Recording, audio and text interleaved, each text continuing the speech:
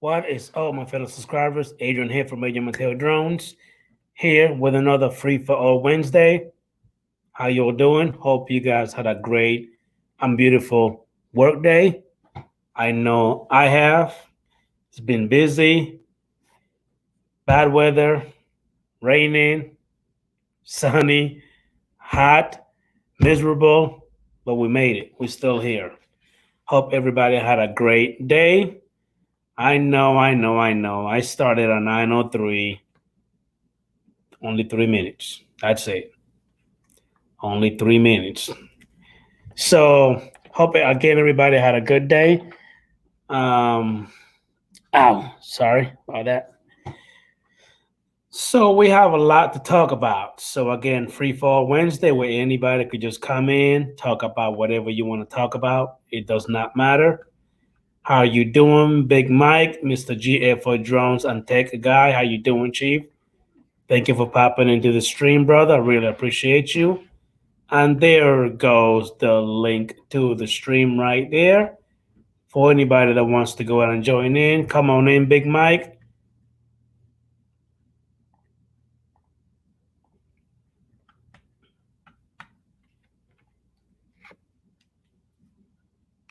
Come on and talk to us, brother. Say hi, Princess. Hey. It's only in my crane. I think it's going away. I know it is. Yay.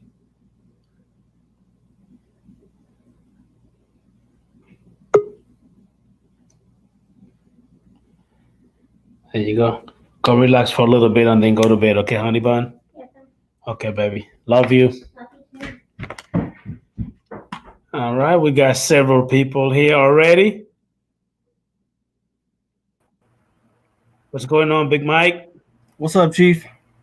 How you doing, man? Thank you for popping in, brother. Doing a lot better than I have been, bro. Say what now? Doing a lot better than I have been. Hey, man, you look a lot better than before. That's for sure.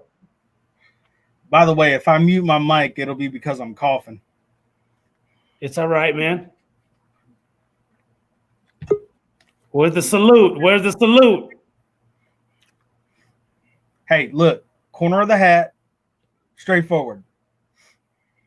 Hey, I'm still learning, man. How you doing, Mr. Stingray Solutions? We got several people. Give me 1 second, guys. I see you in the green room. I'm coming. Well, how you doing, Mr. Stingray Solution? Hope you had a good day, sir. Adrian, adjust the cameras. I know, man. What's wrong with the camera? What is it? What's it doing? The boxes look weird for some reason. Hold on. It's like we're half in the screen or something. Hold on. There you go. Better? Looks normal now. How you doing, Mitch? All right. Let me turn this sideways. There you go. Adrian, how you doing? How you doing, my brother? I'm doing pretty good. How you doing, Mr. Mitch? I'm doing good. Doing good. Enjoying my cigar. Joe, how you doing? Mike, how are you? How you doing, everybody? Mr. AKA J Bird? Hey, Doing Adrian, a lot better Mitch, than I have Mike. been, Mitch. What's up, Jay Bird? Hey, how's it going? Man, been a rough couple weeks, but I'm back. Good to see you. You sound like Rodney Dangerfield. He says, "I'm okay now, but I was in rough shape yesterday." Hey, How you trust doing? me, man. That coronavirus, that was no joke. Oh, you had it? Yeah, that's where I've been for the last couple of weeks. I've been out with it. Holy cow! Yeah, I was running temperatures up to 103 degrees, almost 104. Completely lost my sense of taste almost. I could just taste like salty stuff and bitter stuff. That was it. Yeah, they say that that's one of the symptoms. Your sense of is. smell and taste. The, But on the bright side, now you can sell your blood for $200 a pint. You know. yeah, that's what I was The joking around plasma. saying earlier. Anyway, so but yeah, now that actually what how you doing, Thomas Ariels? Hey man, thank you for popping into the stream. Really appreciate you, brother. Hey, Mr. Love My Drone, how's it going, man? The link is up. The link is in the chat. Ed, come on in and join us, brother. I really appreciate you, man. And Hey, Ed. How you doing, Ed? I did hear about that, Mitch. Now that you mentioned that, if I'm not mistaken, if you actually sell, I think your plasma or something because you had the virus already and you survived, I think you could actually make money out of it. It's your plasma. Yeah. Convalescent plasma, they call it. And last time I saw an article about it, they were paying $200 if you donate your blood. Then they turn around and sell it for $10,000, and the insurance company pays for it. Actually, one of my cousins had the coronavirus a lot worse than I did, and they were trying to get plasma matches to give him plasma donations. Well, the FDA just approved it. Not only officially approved it. It was just a couple days ago, from what I hear. Yeah, Blind Neil, the night sweats were bad. I mean, it was just like you just woke up drenched. It was crazy. It really was. Like, I had a lot of coworkers that had it working in a hospital, and they told me some stuff, and when they went through it, and I was listening, and then I was like, then I heard a lot of people saying it wasn't that bad, but it was rough. And I didn't have a severe case of it. I didn't have to be hospitalized or anything like that, thank God. I do want to go ahead and say hey to Mr. Ronald Lockwood. How you doing, Chief? Thank you for popping into the stream. I really appreciate you. Rigo Martis, how you doing, man? Thank you for popping in, brother. Mr. What's Blind, up, Ronald? thank you for popping in, sir. Appreciate you. So, Mitch, Yes, sir. how's the weather been treating you over there, man? Because over here it's been rough, horrible, raining every day. I have barely got any chance to fly. How's the weather treating you in your neck of the woods? Been great over here. A little breezy, but I was out this morning. I actually flew to Little Tiny Hawk this morning. There was almost no wind at all. Sunny. Yeah, but keep in mind, I have to work early in the morning. I can't take my drone with me. That's for sure. Yeah, I know, but no, it's been nice. We didn't have not a drop of rain yesterday or today. That's great because Very dry. Over here we're getting pounded. I know that today. Well, you're closer. Excuse me. Today is being hot. I was gonna say you're closer to that storm. You're 100 something miles closer to that storm coming up the Gulf than we are over here on the East Coast. Correct. How you doing, Days? It's been super hot here too, and really windy. It's been hot. It was brutally hot this afternoon. Yeah. We also got Mr. Peter Carroll in the chat. How you doing, Peter Carroll? Thank you for popping in this. Well, I can't see it. I can't see the chat here on my cell phone. So hello to everybody in the chat. That's what I'm gonna keep up for everybody. How you doing, Mr. Washington County News Station, Utah? Thank you for popping into the stream. Appreciate you. Hello, everybody in the chat. I don't have access to it either right now. So, what about you, Mike? How did that little flight went for you? Great. Yeah, I went and I flew around. I found a place that I want to fly, but like I was telling you, the place is over 500 acres. It was originally going to be a development back in the early 2000s. They were going to have like convenience stores and everything. It was going to be like a little city inside of the city. And I want to fly this place, but to get to where I want to fly and to be able to fly low enough to get some good video, I'm going to have to ask for permission to get in there. So I'm getting ready to write a letter. I did a lot of research, found out who owns the property. Gonna write them a letter and see how that goes, and hopefully they'll give me some permission to get in there and drive. There's surface streets back in there from where they were going to put the development in, and then they never put it in. Okay. So I'm going to try to get permission to go back in there. I want to take my still camera and get some footage. They built like the clubhouse for the development. Yeah. And it's got this huge, beautiful lake around it with a bunch of lily pads and stuff on the lake. There's some gazebos around the lake. It looks really amazing. So I just have to get the permission to get in there to actually go shoot some footage. So hopefully the people will respond back and give me the permission to go in there. And because I don't just want to go into some place and that'll look bad on me. Correct. I understand. I wanna say good evening to Mr. Chris Hope, Paul Murray. We also got remote pilot Australia. Ari, how you doing, man? Thank you for popping into the stream. I really appreciate you guys. Tomas Ariels. Tomas. Adrian, Yes, sir. say happy birthday to Chris Hope. No way. How old is he? 25? No, he's probably older than me. Probably 90, 95. Oh, is it really his birthday, Mitch? Yeah, he's 50. I think he's 54. Happy birthday, Chris. Hope. He's like he was born 1 week after Ken Hearn was born, or 3-4 days after Ken Hearn. Because Ken Hearn just had his 54th birthday on the 22nd. So yeah. Okay. Well, happy birthday, Mr. Chris Hope. Happy birthday, Chris. He just said 54. Yeah, he's 54. Golly, he old. Jesus. Hey, Chris Hope, come and join me, man. He's old. Come on, guys. If he's old, where does that leave me? Well, I mean, you're only 15. Don't worry about it. You're a teenager. I mean, don't worry about it. How old are you, Adrian? I'm 42. Are you really? Yes. He still kick your ass. I bet you would. You're from Texas. You guys are mean as hell over there. How you doing, Night Train? Mike, how you doing, man? Thank you for popping into the stream. Appreciate you.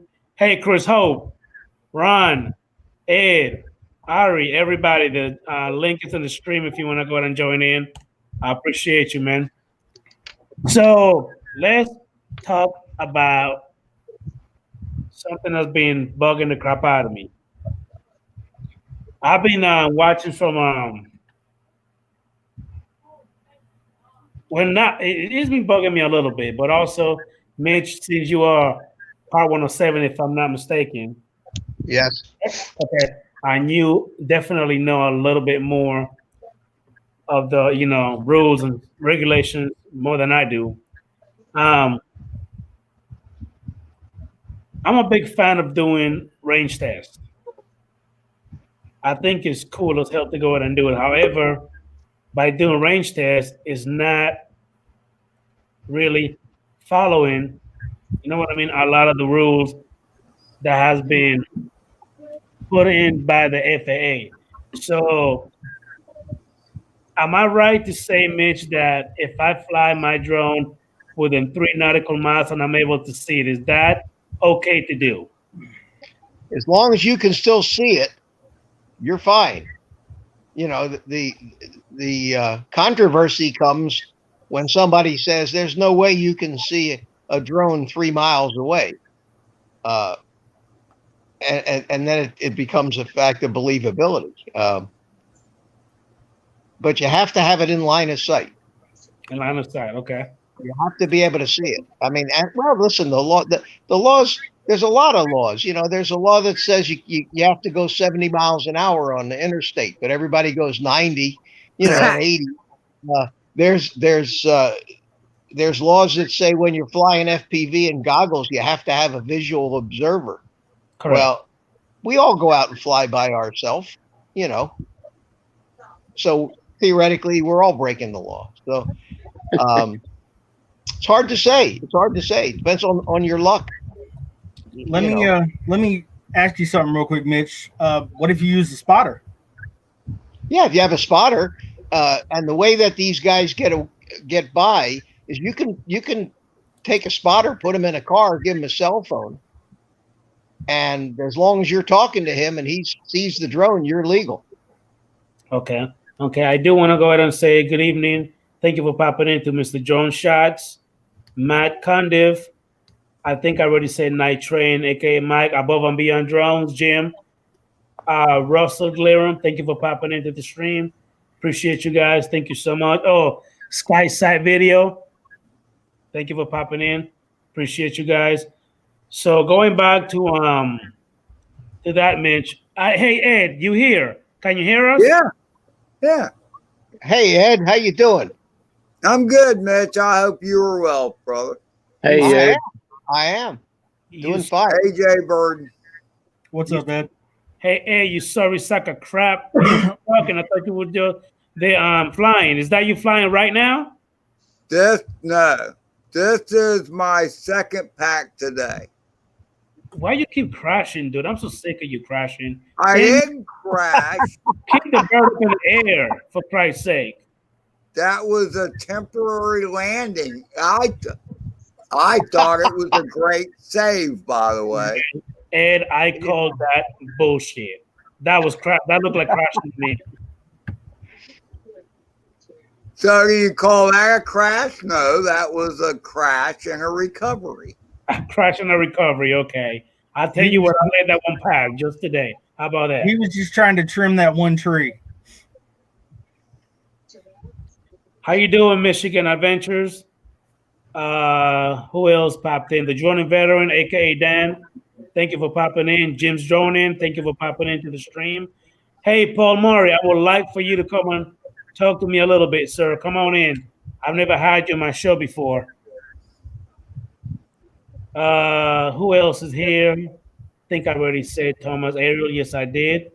My buddy, my friend. I just don't want to miss nobody in the chat. Watch the landing. You know what, Matt Condiff, I'm actually gonna have to try something. I do have a couple of people that I can actually use as a spotter, so I'm probably gonna have to go ahead and do that. And I do want to say hey to Copper State Area Photography. How you doing, Chief? Thank you for popping into the stream. Appreciate you, brother. That's Mike Kelly. That's Mike Kelly. Mike Kelly, okay. Mike See, Kelly, Compton State. Yeah. I'm still getting used to the names, Mitch. I know several, but not everybody. I'm So the Mitch, same going way. back, I know some of them. so Mitch, going back to that question that I just asked you. So basically, I know that you're not pretty much, telling me this on concrete or whatever, but you basically, if I use a spotter, I guess it would be a lot better instead of just going with that one, pretty much. Well, you're the spotter, and like you're not flying with goggles. You're flying line of sight, so you're the spotter and the pilot. But if you the best way to cover yourself in that situation is stick a couple of those hugely bright strobes onto your drone, Gotcha. and you can see the thing flashing from miles away. And I think that probably would qualify as still being able to see your drone. Okay. Which light would you recommend? Because I actually have several that I put on my drone. The one that I use on my drone right now is called the Ulansis one, but I don't know if those are brighter enough to do it, to kind of give me like a nice little shine, you know what I mean, during the day. I know that Philly Mike uses the Firefly, they're called. Okay. Yeah, I don't do any of that long distance stuff, so I never bought any of the strobes. But me, I've been flying mostly FPV lately anyway. Yes, sir. Yes, sir. What's the visibility on those things as far as miles? Well, to be legal, they have to be visible for 3 miles. That's what the regulation says. In other words, if you want to fly, if you're not 107, you can fly at night as long as you have a strobe light on your drone that's visible over 3 miles. And at night, you'll see those things 3 miles away. In the daytime, you need a pretty bright strobe, but having the strobe, if anybody says that you're flying out of line of sight, as long as you can still see that thing flashing, I don't care how far away it is, you're technically still legal. Now, I think that law is incredibly stupid, because how the hell are you going to fly a drone if all you can see is a little blinking thing, little blinking light. You don't know which way it's gone or whether it's coming towards you or going back, going away from you. Right. But somehow that's how the regulation is written. Have a good evening, Ron Lockwood. I'll see you later, man. Thank you for popping into the stream. I really appreciate it, brother. Adrian, Matt Yes. had a good idea, and this would work. You can do what I have. Radios. What is that? The CB radios? No, these are FM radios. These are what Oh, okay. departments and stuff use. Walkie talkies? Yeah, these are really good walkie-talkies. These are 15 watt, so they're pretty powerful. I have the FMR channels and stuff programmed into it, Yeah. and which are like the box radio, like you get at Walmart. It has those channels programmed in, and basically 15 watt, I can probably hit a good 7 or 8 miles on these. Okay. 2 in the city. So, if you're in the city and around metal buildings and stuff, it's not going to go as far. But, being out in the country in the woods and stuff, you're going to get a longer reception on them. And with them things, I mean, I've talked to people when we work out at the state park and do our training and stuff. I've talked to people that are 3 or 4 miles away easy on a regular basis. And, that'll extend your range out. I have one in my truck that's 25 watts that, shoot, dude, I can reach probably a good 8 or 9 miles. Yeah. So that might be like Matt said, that might be a solution with your spotters. Okay. How you doing, Mr. Drone Pool? Hey, man. Thank you for popping into the stream. Really appreciate you, brother. Yeah. I did want to hit and look up some walkie-talkies on the on Amazon, Mike, and I actually picked those up off of Wish, dude, for like $40 a piece. I got you, but I found a batch of 20. I think it was 10 or 20. I think it was 20. Pretty cheap, and they have a 36-mile range. Okay, you got to be careful with those, though. You got to figure out how many watts they are. Okay. Most of those are only a 5-watt radio, and they'll reach 37 miles, but that's on open water on a lake or something. Got you. So with less interference, you're saying? You want something like these, the ones I have, they're 15 watts. So they're going to push out a lot more power and go a lot further. Okay. The other thing, if you notice too, look at the antennas I have on these things. Okay. See how big that antenna is? Yes. Trying to get it all in the frame there. The bigger the antenna, the longer your signal is going to go too. Gotcha. So, never go, like Matt said, never go by the miles on the box, because honestly, they're going to tell you that it's, rated for 30 something miles. Yeah, that's on open water. If you're at sea or whatever, they'll reach that far. But if you're in woods, or especially if you're in the city, I know when I use these in the city, I can go about maybe 2 or 3 miles good, and easy. Anything over that, you'll start getting distortion unless you have a repeater. Yeah. Got you. I do want to say what's going on. How you doing, Mr. Jones 863? And he's actually quite happy. He said that he's pretty much reached 112 subscribers. Hey, man. That's pretty good, buddy. Nice. Keep it up, man. Let's see here. The wattage is regulated by the FCC and may require a ham radio license. Okay. Yes, it may. See, I didn't know that either. So, but here's the thing, though. With the ham radio license, they don't require Morse code anymore. So you can study up, take the little test, and you can actually take 2 tests for like $15. yeah. And with those 2 tests, you know, you can go hundreds of miles at that point. Okay. Hey, Mitch, Dan, the drone veteran, say that cigar looks good. Oh, it is good.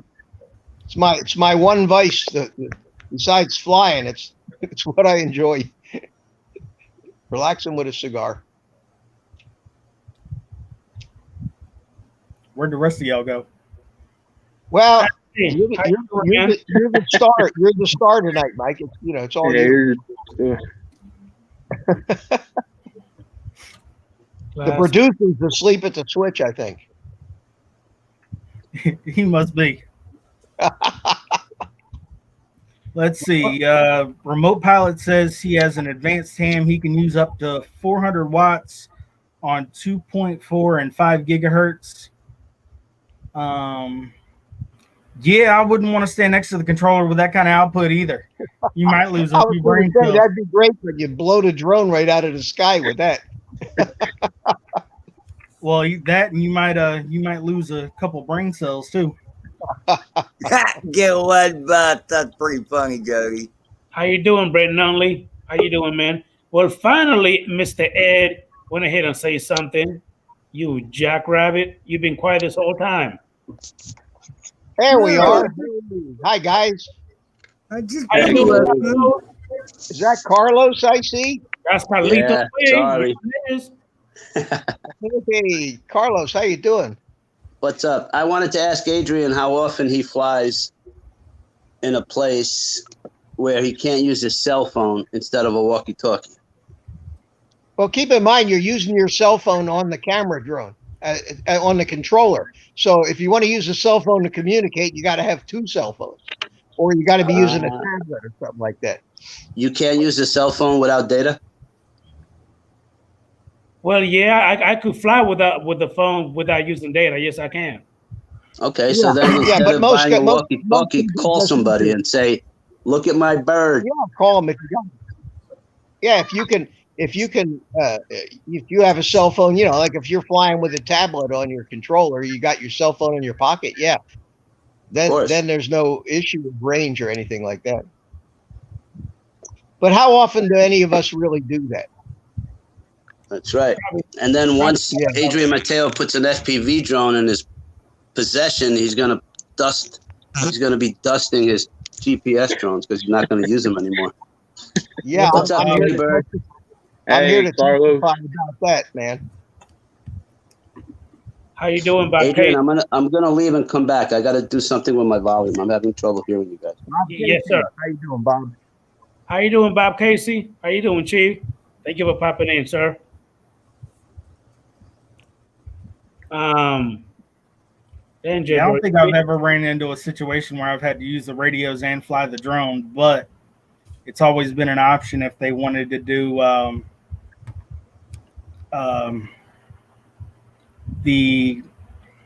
sorry, my mind just went blank. If they want to do the like checking out after a storm or something around here, I've told them I would help out with emergency management and they could use my drone.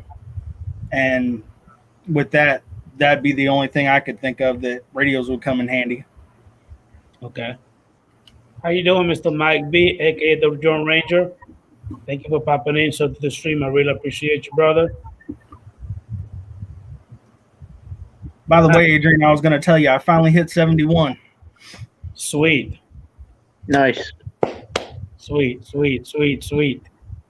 Where'd Carlos go? He said that he will be back, Mitch. And let me see. I'll tell you right now. Mike, let me see where I'm at. I haven't looked at those numbers for a while. I guess sometimes it gets a little overwhelming because you keep staring at it. It's like, damn it, it's like it's not changing. Like it stays the same. It's kind of freaking annoying. But anyway, 1.65. right now my numbers, let's see, where are they? 1.65K, Adrian. Man, Adrian, you're a star. 1,654. You're a star, man. Mine says 655 or 65. And there he go right now. He's back. What are you talking about? Subscribers? That was Yeah, a that's what Adrian has. quick fart, Mike. I mean Carlos. It was my volume. Just I wasn't hearing you guys, so I had to mess with my settings. But you have 1,600 subscribers, Adrian. 1654. Yes, sir. Why? Love me. I don't know. If people love me. I don't know. I'm just kidding. I'm breaking your chat. Oh, that's a good one, Carlos. I like that. We got another wife's ass here. Well, actually, it's not why. It's more like how. Well, I mean, he has more than me. What the heck? You've Yeah, been doing really. it a long time. You've been doing it. How long have you been doing this, Adrian?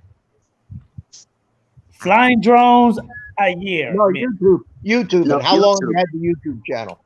I've had the YouTube channel since 2011, but I never posted nothing. I used to only just watch people videos. That's when I first, signed up for the whole Google YouTube BS.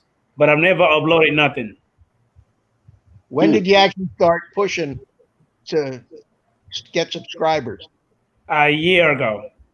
Oh, May- How much did you pay? How much did you pay for them? Yeah, you buying them or what? I pay. By the way, let me I don't I buy think nothing. on Craigslist you can buy comments. let me answer Mike Drone Ranger real quick. That antenna on that radio is one of them I just picked up off a Wish. Honestly, I really don't know what it is.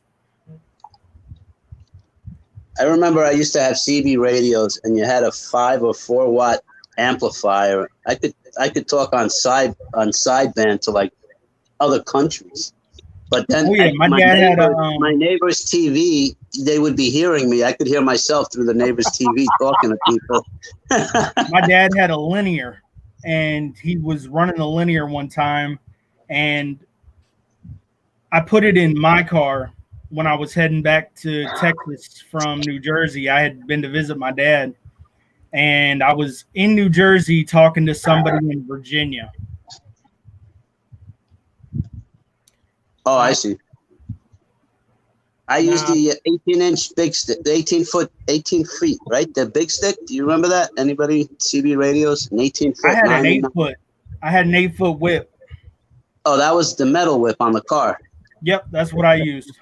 I put one of those on my car, but for the base, I would use an 18-foot a big stick. It was called fiberglass. It got hit by lightning. Whack. Oh, Yeah, it wasn't good. fry the whole system. Just my VCR. Don't ask me why. I don't know. It came back into the VCR only. Dang. Adrian, when are you going to learn how to fly the drones? The FPV, rather. Not the drones, the FPV. I actually have a couple that I have on my shopping cart on Amazon. I just don't know which one I'm going to buy yet. I got a tiny hub, and I also have forgot the brand, like a 5-inch one. Don't even bother. No, don't Take that off buy your anything but a tiny little, a small one until you decide that you like it. Not only that, but you still have to, if you're not going to get the ready to fly, you need a controller and a pair of goggles. Yeah, the 5-inch one is like then they call it B and F. I say bind something, like you gotta buy the remote for that one. But I have one that's the ready to fly, the RTF in the shopping cart. And I think that's the Tiny Hawk something. I forgot it. Well, Exactly. get the Tiny Hawk to empty the shopping cart of everything else other than extra propellers and batteries. That's all you need. The ready to fly batteries and propellers. And if you fly it in Speedos, Ed will buy you propellers and batteries. Okay. Just letting you know, it's something that's happening. That's out an there. inside joke, guys. Yeah. You had to be there. You had to be there. This is what You Chris had to Hope be told there. Carlos. Hey Jim, What? Carlos on Ed. This is what Chris Hope said. Is that good right here? No, That's I would go good. with the Tiny Hawk 2, not the freestyle. Not the freestyle. Get the one that has the shrouds around the props. That's the Right, Tiny and it Hawk has- 2. has a better adjustable camera, in my opinion, and the props are protected. Yeah, you can fly that around in the house, and you know, you can really learn on it. You can hurt people with the other one. The freestyle is going to be much faster, and it doesn't have protection around the props. So every time you hit something, you're going to break a prop. You know, with the Tiny Hawk 2, when you hit a tree or something, you're not going to break your props, and you're not going to cut yourself when you fly into your face. That's because they have the thing around it, around the props. Mm-hmm. Correct. Okay. That's right. I think, my personal opinion, the Tiny Hawk 2 is an awesome trainer. Is that it, Carlos? Let me see it again, Carlos. Hold on. Let me put you on big screen. Is that it right there? That's Yes, it. sir. Yep, that's it. It's not just a trainer. Oh no, I was out flying mine this morning. I have a ball flying that thing. And that one comes ready to fly on Carlos? yes, sir. You get it with the transmitter and the goggles. It's less than $200, and then you find out if you like it. And then if you like it, then you start worrying about buying a more expensive radio, better goggles, and you know, once you learn to fly a little bit, you can start flying bigger drones. And Now, if you what's don't the like battery it, send it to Camera me angle is really low on that thing. because I was adjusting it. And What's the Yeah, battery in order to life get on that? In order to get the USB plug in, you have to lower the camera all the way down. in the Oh, back, that's true. Yep. What's the battery life on that thing, y'all? 3 minutes, 3.5, 4, depending if you 3, fly 4. fast, aggressive, Yeah, 3-4 minutes. and it also I depends never on the did million. that long on it. That's It because you sounds crashed. it's first. not a long time, but it's long enough, especially Yeah, when you're because look. beginning. Because after 3 minutes of that excitement, you're ready to take a little break. Yeah, This is gonna get absolutely, This man. is going to get a different amount of time than this one, and this one's going to get a different amount of time than this one. 650. So, but roughly 3 minutes, 3.5, depends. And then I get about 3.5 minutes on those little 450s. this is a 2S battery, which will give you more power but less flight time. This will give you 2 minutes. Yeah, but you don't want to start with that. That's for sure. No. I'm just saying eventually that, you know, it has a little bit more power available. The thing is that you get to fly it and you feel like you're up in the air in the drone with the goggles. If you fly low, you can feel all the speed you want. It's a great feeling. You'll And like you it. feel like Carlos, you've been flying a long time, right, Carl? You've been flying a while, and you're a good pilot, and you still enjoy the Tiny Hawk 2 just as much. Oh yeah, definitely. I don't need size to fulfill my FPV experience, if that makes sense. It doesn't have to be a 5-inch or a 6-inch. Just as long as I'm up in the air and I'm flying and I'm making it do what I want it to do, I'm a happy camper. Yeah, So- plus you can go through smaller places with the little tiny one. Exactly. You can go outside right out front, whereas with a 5-inch or a 6-inch, and maybe even a 3-inch, you got to be a little bit careful because basically it's a flying blender. You don't want to fly. You don't want to fly the bigger ones in your neighborhood, but the little whoops, you fly them around in your house. And when you Anywhere. first start, you put it in stabilized mode, and you get used to how it feels through the goggles, and you'll find out if it's something for you, because it's not for everybody. FPV flying. Adrian, do you have a son? Oh, I'm sorry. Go ahead. Do you have a son, Adrian? A boy or a girl? Yes, I do. I have both. Boy, You know what? Check out something. It's called the Emax Interceptor, and it'll give you the feeling of goggles and using goggles as you're driving something. But this is a radio controlled car. It's $54 without the goggles. It's $100 with the car, the goggles, and the controller. And the remote. Emax Interceptor. Emax Interceptor. Okay. It's their introduction to FPV without having to fly, just to getting you used to that whole looking through something and driving or whatever. No, Because I don't have mine. Some people get dizzy, believe it or not, when they put the goggles on. I think a good judge of that, though, Carlos, is to for someone to watch an FPV video of someone doing some acro or whatever, but not crazy stuff, not holy squish stuff, Right. but just flying around doing some, loops and rolls and stuff like that. Mhm. Put it on big screen. And if you can watch that without getting nauseous, then you're probably going to be okay. No, you'd be surprised because even as a passenger, I remember watching somebody, and I'd flown FPV, but because you're not the person doing it, it's a little bit different because you kind of, when you're flying, in my opinion, when you're flying, you already know what you're about to do in your head. So Now, Carlos, I don't know if that makes sense. That is a absolutely very good point. And I will say this just because I went through my sailing period when I had a Hobie 18 and whatever. And I always gave somebody something to do on my boat. If they were just a passenger just riding along and it got a little rocky and they had nothing to do, they were more likely to get sick than if they were doing something. And you don't feel that when you're actually flying. People that get car sick when they're passengers don't get car sick if they're driving. So that's very common. Exactly, Mitch. Let me ask you guys: is it better to be standing or sitting when you're flying FPV at first? Personal preference. Personal preference. I would personally say start sitting down. I like to sit down, but I can fly standing up. But what happens is when you're standing up, you have a tendency to use body English. Yeah, so you look like Stevie Wonder. I'm a big time Stevie Wonder guy. Yeah, absolutely. I know a few times when I've done it standing up in the beginning, I almost fell. Yeah, I like to sit down just because it's relaxing. It's just more for me. It's just more relaxing to sit down and you keep your head still, and I just enjoy flying that way more. Nice.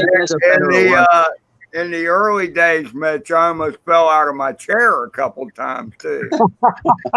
Okay. Well, another thing, Adrian, that's real important that'll really help you is you get a simulator on your computer. Okay. And that's probably one of the biggest helps you'll have.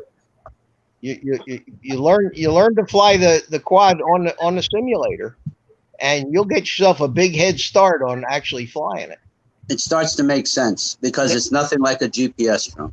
Correct. No. I mentioned Carlos. I think I agree with you. That's actually how I started before I actually started flying my fixed wings airplanes. I actually got a simulator, Mitch. I used to go to when the Hobbytown USA used to be open in Gainesville. I used to go over there just about every day for about a half an hour to an hour, get a little simulator and just practice. Then I went ahead and bought my first airplane, took it out. First day, I was scared to fly, but I actually did it. Went around a few times, landed it, took off, landed it, no problem. Kind of rough a little bit, you know what I mean? But second time, I started getting better and better. Well, I remember, Adrian, when I've been in RC for a long, long time, long before they had computers, long before they had flight simulators. And when we learned, you always had an instructor, you had buddy boxes, okay? And then when the flight simulators came out on computers, all of a sudden, we get these 13, 14-year-old kids come out to the flying field. Their father bought them a simulator. And they'd never flown an RC airplane before. And they got their hands on the airplane and flew it like they've been flying it for years.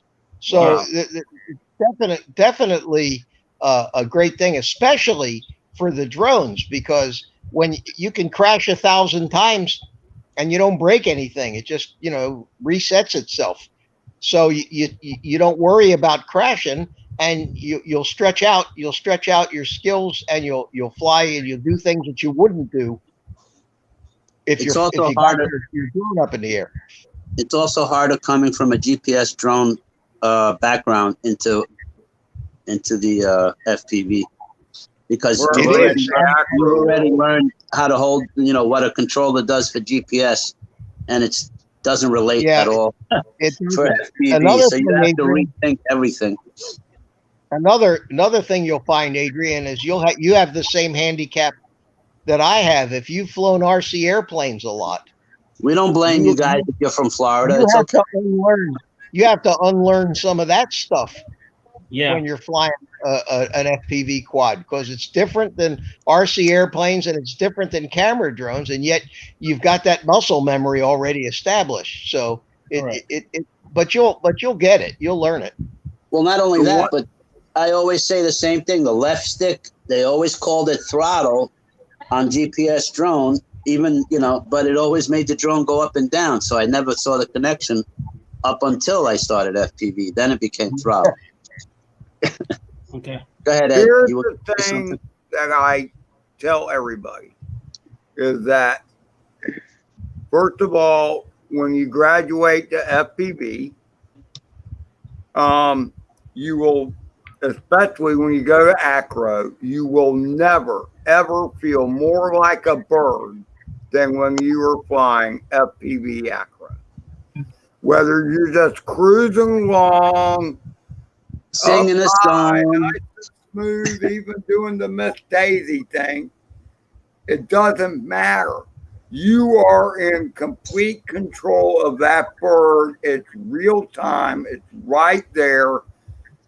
You're not operating a camera platform. You are flying. Well, Adrian, you know the difference between when you fly an RC airplane, you're flying. You got to be on it. You can't just let go of the sticks and go, get a cup of coffee and come back and have the thing sitting in the air where you left it. If you stop paying attention, or you don't look, or it flies out of your line of sight for a second, you crash. Well, that's the same way that's the same thing with FPV quads. Mitch, I would like to say I did not mean to insinuate if you're up there flying a fixed wing, you aren't flying. No, that's not what I'm saying. No, I didn't take it that way. We didn't infer that from your comment. At least I did.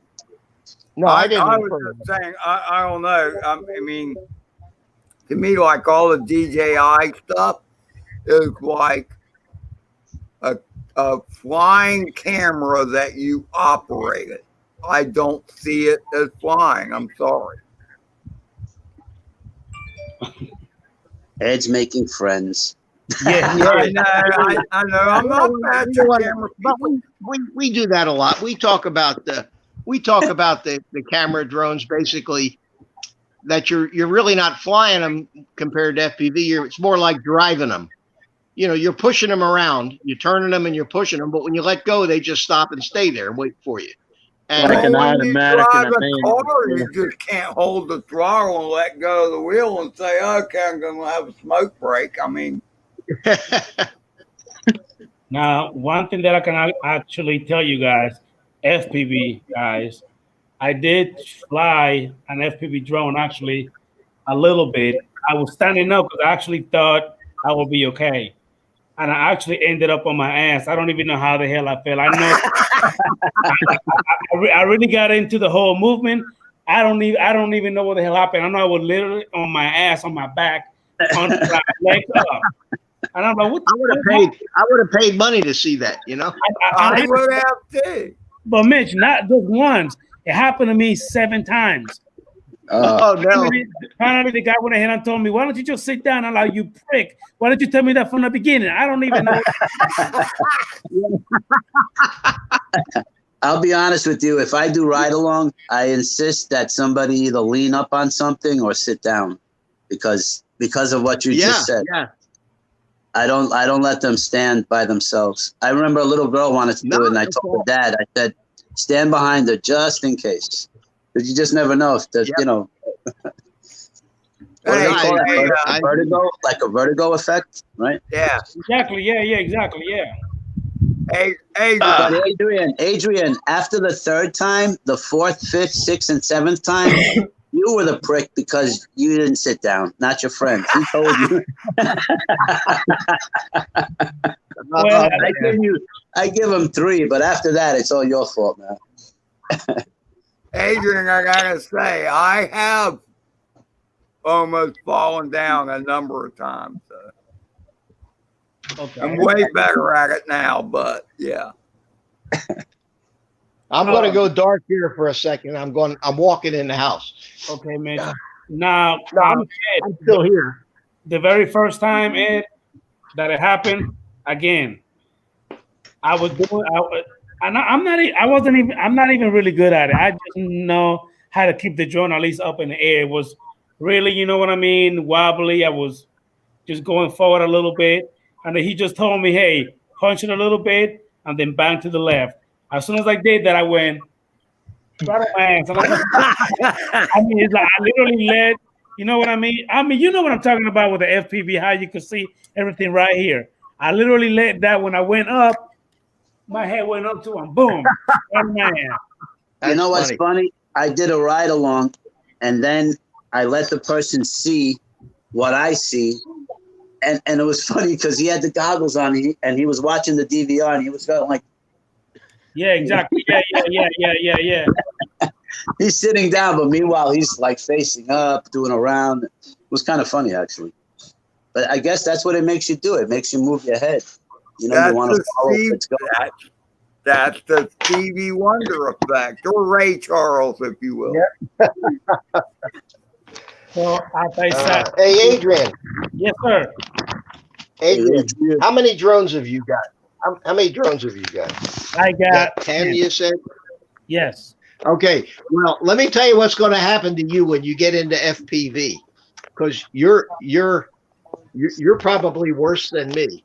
But here, I want to show you what's going to happen to you when you get into FPV. Holy crap. Wow, that's cool. Hold on, Mitch. Hold on. Wait a minute. Go ahead. Yeah, this is where I keep these are all FPV drones. And these are the little tiny whoops. See them up there? They call them tiny whoops. No, these right here are that's the Tiny Hawk 2 Race. That's the Tiny Hawk 2. This is the Tiny Hawk 1. This is the Tiny Hawk Freestyle. So,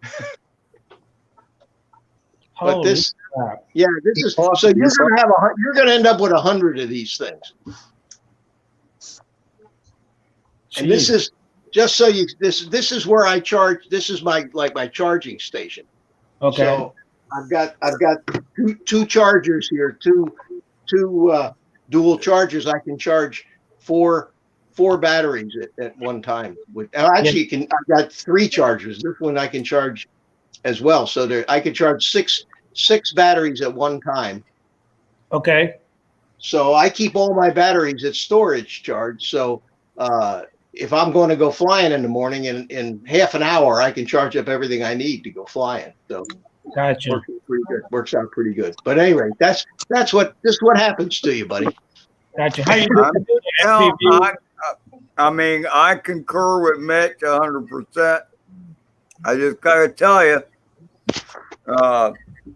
that once you go to the dark side, it's all over.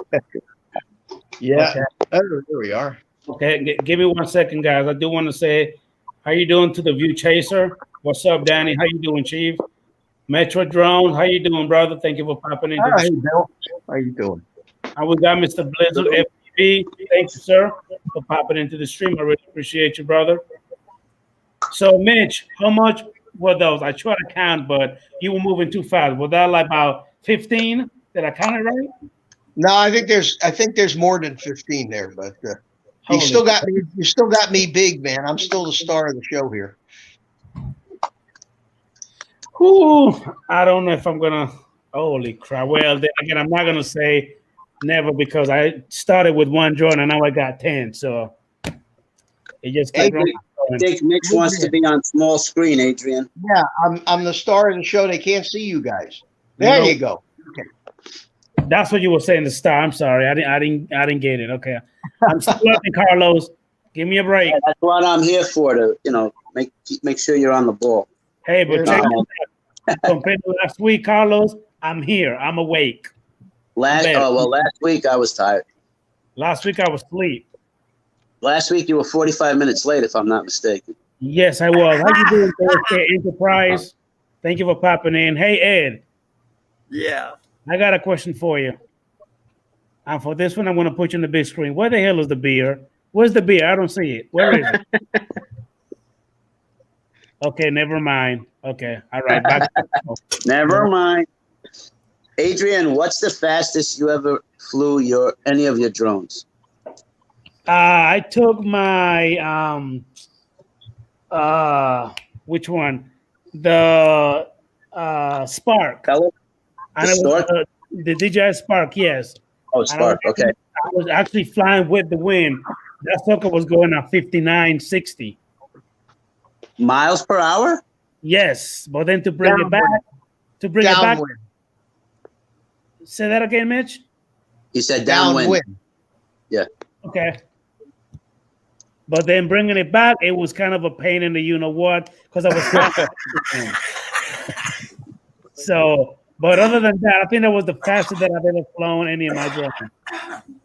Because I got the Mavic Air to 41 miles per hour, but that was again with the wind behind. But here's the difference: when you fly those drones that fast, you're not really experiencing the speed. You're looking at it go that fast, but you don't experience it the same. Correct. Because you're too high. Because if you're in an airplane and you look out the window, that's how it feels with a GPS drone. I'm sorry, with an FPV drone. You're feeling the speed. And it just, and you know what? You can even be 10 or 15 feet with a small tiny hawk. And what do they do? About 25, 30 miles an hour, Mitch? Oh, at least. Yeah. You can those little things will go 40 miles an hour if you put the nose down. Yeah. So, and then you can do this at 10 feet in the air. You feel the 40. It's just a great feeling. I don't know. Hey, yeah, when Adrian. you get down about a foot off the ground, you feel like you're going 100 miles an hour in those things. Yep. Adrian, did you ever get those glasses for the DJI drones? The Epsons or whatever? No, I did not. No, Those sir. are like using FPV, aren't they? Yeah, those are expensive too. Yeah, I guess you could say that. You could say that, but it's not gonna be like the actual FPV goggle because those are more like actual glasses. So you actually where your drone is, visual line of sight, and you could still see the telemetry and stuff. You know what I mean? In the glasses. So it's not like really like I just want to say, if you want to take great aerial pictures, then have a DJI product. But if you want to really experience flight, then get an FPV drone. Look at it. I don't like the way you said DJI. You make it sound like it's a cuss word. DJI. Well, no, I'm not knocking it at all. You know what? I'll tell you what he's saying. I'll explain the way Ed is saying. When you fly a DJI drone, things go by like DJI. When you fly FPV, things go by like zoom. So exactly why he said that, because I'm telling you, when you go to FPV and then you go back to a GPS drone, it's like you want it to do something because it's just not doing. I don't know. You can understand that, right, Mitch? No doubt about it. Well, you know, I'm hooked. I got here this. I don't know if you can see it or not, but this there. See this table full of. That's all camera drone stuff there. That whole table. I see all the dust on them too. It's full of, that's all full of camera drones. And they just sit there. Look at Drone Bum. Drone Bum's pretty much his are collecting dust. He said he hasn't flown in a month other than the sunrises. That's it. Yeah, you get hooked on it. You do Did get you see hooked on Drone it. Bum's last video? Did you see his last video, Mitch? The bum? I saw the video that you posted today where you called running the bases. I saw that one. Oh no, Drone Bum's video today.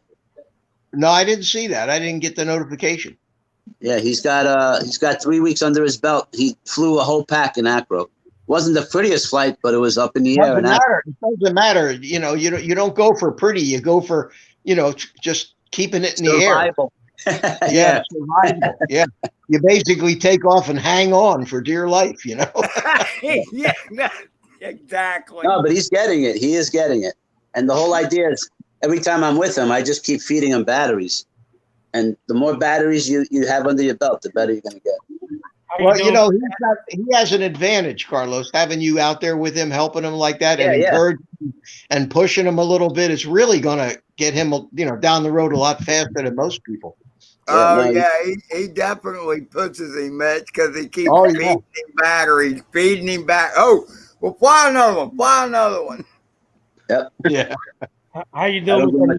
Drones? Thank you for popping in, sir. Appreciate you. Hey, Adrian. Yes, Mike. I have a couple little short clips of that area from really high up if you want to look at it. Yes. Okay. Give me 1 second. I actually go ahead and share the screen, hit it, and I'll put it through. I do want to. Hey, Ari, remote pilot. Where's he at? Where did he go? Remote pilot Australia. Have a good night, brother. Thank you for popping in, sir. He's about to go ahead and go because he got to do something else. So thank you for coming in, man. Really appreciate you, sir. But anyway, Mike, whenever you're ready, put it through. Hold on. There you go. Shut up already. It's yours. Go ahead. What are we looking at? See that? This is a place that I'm trying to get permission to fly. It's about 500 something acres of property, but this is the area I want to get the most footage of. That down there in the middle is one of the little pavilions around there. Island. Yeah, it's like a little island, and then this is the clubhouse. I skipped through the video a little bit. This is the clubhouse, and I was trying to get signal, which is why the drone really isn't moving good. The lower I got, the worse my signal got. Okay. So, but this is the whole area around it that initially caught my eye. See all the little roads that run around through here? Yes. All these little roads and stuff were what the development was going to be around. And then this was going to be like the little clubhouse area. And this has been sitting since the early 2000s, I think. Wow. It's abandoned? It's abandoned? Yeah, it's abandoned. What state is it? Is this Texas? No, this is Georgia. This Georgia. is right on the edge of the Okefenokee Swamp. Okefenokee. I like that name. I've done some that gator does kind of tag look in the swampy. Okefenokee. Oh, there's a ton of gators out here. We've had gators in our neighborhood before. Ever played alligator tag? Actually, I've helped move a couple out of the local state park here because I work out there too. And we moved a couple out of there, some big ones. But yeah, all this has been abandoned since the early 2000s, which I think would be some really cool footage. I don't see why they would object to you flying there. Just fly it, man. That's what I was telling him. That's probably some kind of CIA place. The clubhouse opens up and the missiles come out of it. Yeah. Area 51 and a half. But, Adrian, I gotta back out of here. My cell phone is about to die. So thanks for having me in. I enjoyed it, and I'll see all you guys tomorrow night. Yes, That's sir. right. I'll see you later. Thank you for coming in, sir. My Take pleasure. it easy, Mitch. All right, buddy. See you tomorrow, guys. See you, Mitch. Take care. Okay. Bye-bye. Hey, Mike, this is a beautiful area, man. Oh yeah, it's a really beautiful area, which is why I want to be able to get closer in to fly it. But like I said, some of the places, some of the roads to get in there have gates across it, so that's why I don't just want to go in there and get in trouble for trespassing or something like that. Can you go in there? Do they have signs that say no trespassing? The one side does. I don't know about the other. I would go the other side. That's what I'm going to go check out and see if they have signs and stuff up from the other side. You say sorry and then turn around. Yeah, That's if you all. look at GPS or Google Earth or whatever, it's all connected to the regular surface street system. I just don't know if over there they have barricades set up. Just don't ask for permission. Just do it, and then they say no. They say, "Oh, all right, sorry." Then you come back Just down. don't crash. That too. Yeah, well, yeah, that too. How That's are a you, big- Mike? Kenny? Thank you for popping in, sir. Really appreciate you, brother. But Hey, Adrian, yes, I sir. need to eat and go to bed. So have a good night, brother. Thanks for pulling me in, and check you later, alligator. So wait a minute. You said you gotta go eat and go to bed, Yep. or you going to go drink some more and then go to bed? Which one? No, I'm gonna eat, and when I eat, I pass out. That's what happens. Okay, Ed. Have a good night, brother. It's You like a too, man. See you later, Ed. That's a wild Good night, Night, crocodile. Mr. Ed, lunatic, COB. Yes. I got to be up in 6 hours myself. Holy crap! What you doing? Um, up? I got to go to Manhattan tomorrow morning. Oh, And okay. if you don't leave before 5 o'clock, you're going to sit in traffic for way longer than you want to. Okay. Let me respond to Night Train FPV real quick. I was gonna do that and take off from somewhere else, but the property is like 4 square miles, so it's a huge property to get back to where I want to actually fly at. So that was the other part of taking off from somewhere else and then coming in. Does anybody own that? It's like, Yeah, Who there's owns someone owned it. I did the research. I found out who owns it, and I was actually going to send them a letter with the self-address. it's a And private stamped person envelope. or Yeah, it's a private person. It's an actual trust that owns Okay. it now. wow. I wonder what's going on there. The reason why it's a private trust that owns it is the original owner was like he owned some huge concrete company around here, and they were going to subdivide the place out and make a like a mini city in there when they subdivided it out, and the plans fell through and it never happened. So that's part of the backstory of the place. Okay. Property that needs to be sold. I do want Adrian, to. I got to get up early, my friend. Okay, But it was Carl. Have fun. a good night, Chief. Thank you for coming in, Good night, sir. Carlos. You need to be quiet, Jay Bird. You talk too much. I know. I need to Mike, cut that out. right? man.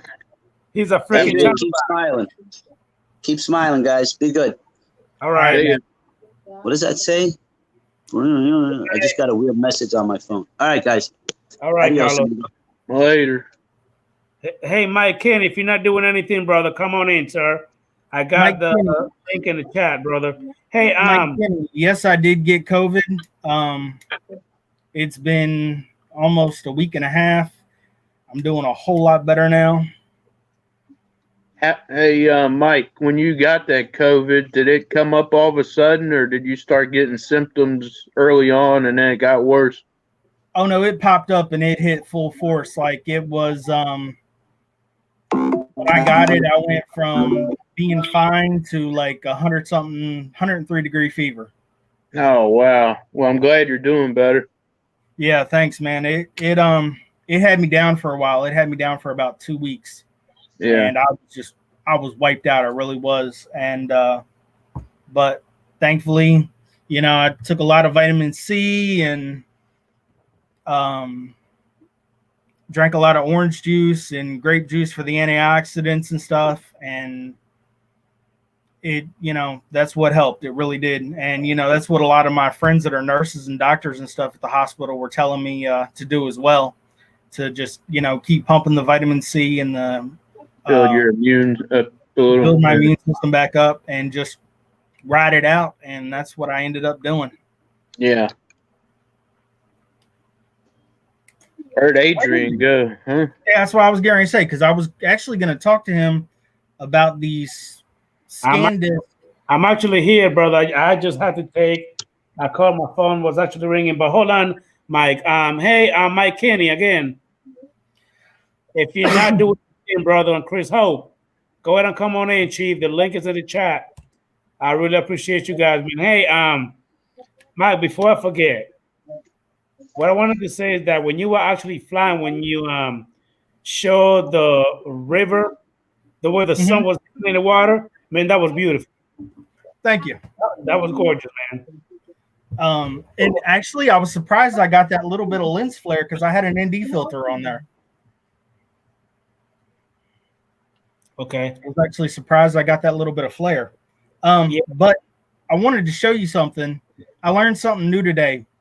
So I was downloading videos onto 32 gig scan disk. Okay. And I had a file that was about 4 or 5 gig. Now, I didn't realize this up until today, but if you have the file system as a FAT32, you cannot put a 4 or 5 gig file on there. It has to be a NTFS file system before you can do that. Oh, really? Yes. Because it kept giving me an error message that the file was too big. Okay. And you know what? Not to compare the same thing to what you're talking about, but I did realize that I was actually flying my DJI Mavic 2 Zoom, and I wanted to do a little, record a little, little video. I think it was Sunday when the rain finally stopped for a minute, but then it started right away. But the SD card that I had on that drone was one that says something like Extreme Pro, but not the 4K.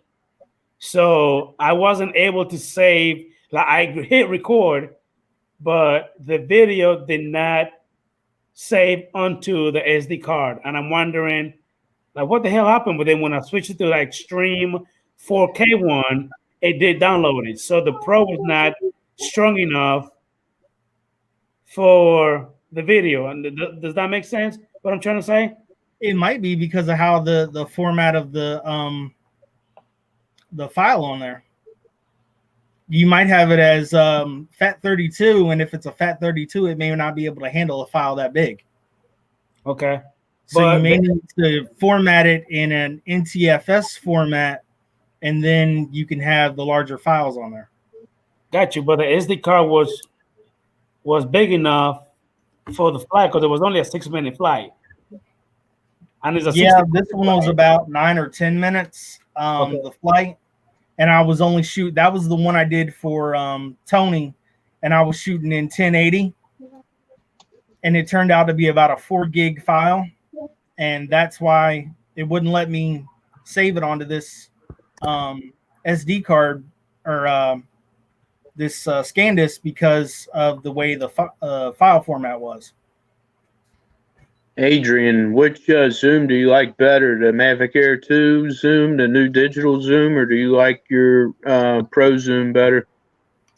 I actually like my DJI Mavic 2 zoom better when it comes to zooming, because that one is not digital; it's the actual zoom. Now, don't get me wrong, the digital zoom on the Mavic Air 2, I like it, but not my favorite. It's like I rather do the zoom on the little wheel on the Mavic 2 zoom instead of have to do it on the app or then hold the function button and then do that. You know what I mean? It's just too much. Yeah. But don't get me wrong. Zoom, what is the zoom on that? On the Zoom Pro, is it times 10 or on the if you actually fly at 1080p, you can actually have 98% zoom. You know what I mean? Not 100, but 98%. But if you do it at 4K, only gives you 48. Oh, okay, that's still pretty good. That's still pretty good. Hell yeah, it is. And I do want to say, how you doing to Mr. Dr. Drone? Hey, man, thank you for popping into the stream. Appreciate you, brother. Yes, Chris Hope, we know you're old. You're 54, about to be 60. I know. You're old as hell. Get over it. You're about to be 60 in a minute. Who else came in? Carlos and Ed, go back to sleep. Go to bed. They're talking about their ages. So, do you like the Autel's camera, Adrian? Yes. You like it better? I actually do. That little video that I made, I don't know if you guys actually paid attention to the very beginning, but did you see how beautiful the camera actually looked? It almost seemed like the camera was actually like zoomed in into the grass, and the background just seemed blurry. And then when you took off, it kind of just focused itself. I think the camera is freaking great. I think it's beautiful. I love it. Yeah, the camera was nice and clear. Exactly. It almost make the picture just look too good. You know what I mean?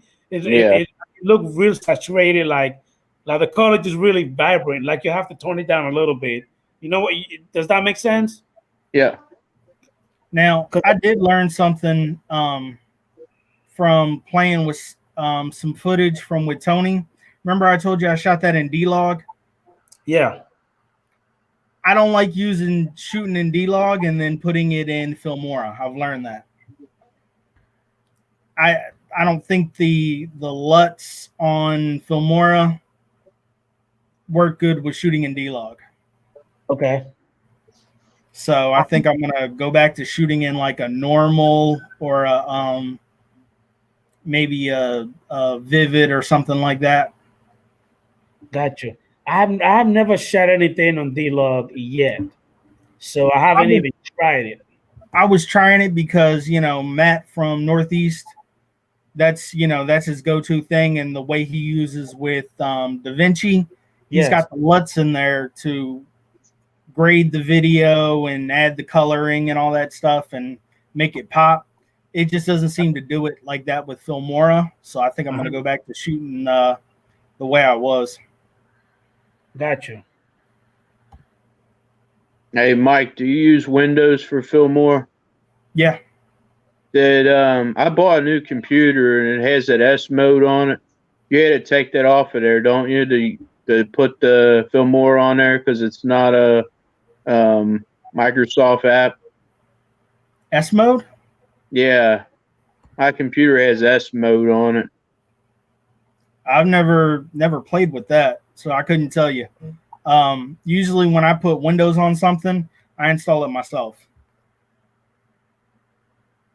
So I get rid of all the extra junk on the computer and I just put flat Windows on there and then put in all my third-party apps and all that stuff.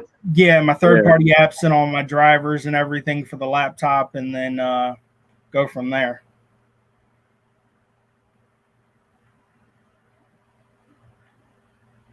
Holy crap. Wait a minute.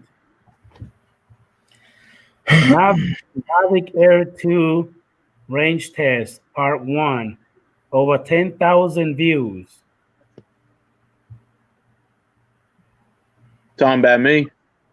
Mavic Air 2 hidden features over 7,000 views. Who? Xeno 2 first flight over 6,000 views. Xeno 2 second flight over 5,000 views. That's great. That, Adrian? Huh? Who is that? God damn it, you should know your damn channel. You. That range test was hey, 10,000. Hey, Mike, you listen to the shit that he was asking me. Who's that? You. And I only had about 100 subscribers when I got those views, and then it just shot up after that. Yeah. I got lucky. That was pretty good. I need one of my videos to go viral. That was pretty freaking good. Sweet. Let me see. Let me look at. And I got a question for you guys. Have you guys had this problem? Because I've had it several times where I'm actually subscribed to a lot of people, but then when I click on their channel, I'm not subscribed anymore. And I have some people literally complain to me, asking me, "Hey man, did you see my video?" I like, no. When I look, I'm not subscribed to them anymore. I've had that happen with a couple people. Have you had that happen to you, Jay Bird? Yeah, I've had YouTube. Like, if you don't comment or like a video after you subscribe, for some reason it'll take off. Like, it won't give you their notifications or anything. You have to go back on there. Because so many people are doing that whole sub for sub crap. Yeah. Okay, but if you think about it, Mike, YouTube is all about that. Because I mean, you can't. It almost seems like they're trying to say something like you cannot say subscribe, because if you say subscribe, it's considered what's the name? What I'm looking for? Like spam. Well, it's because a lot of people are buying subscribers.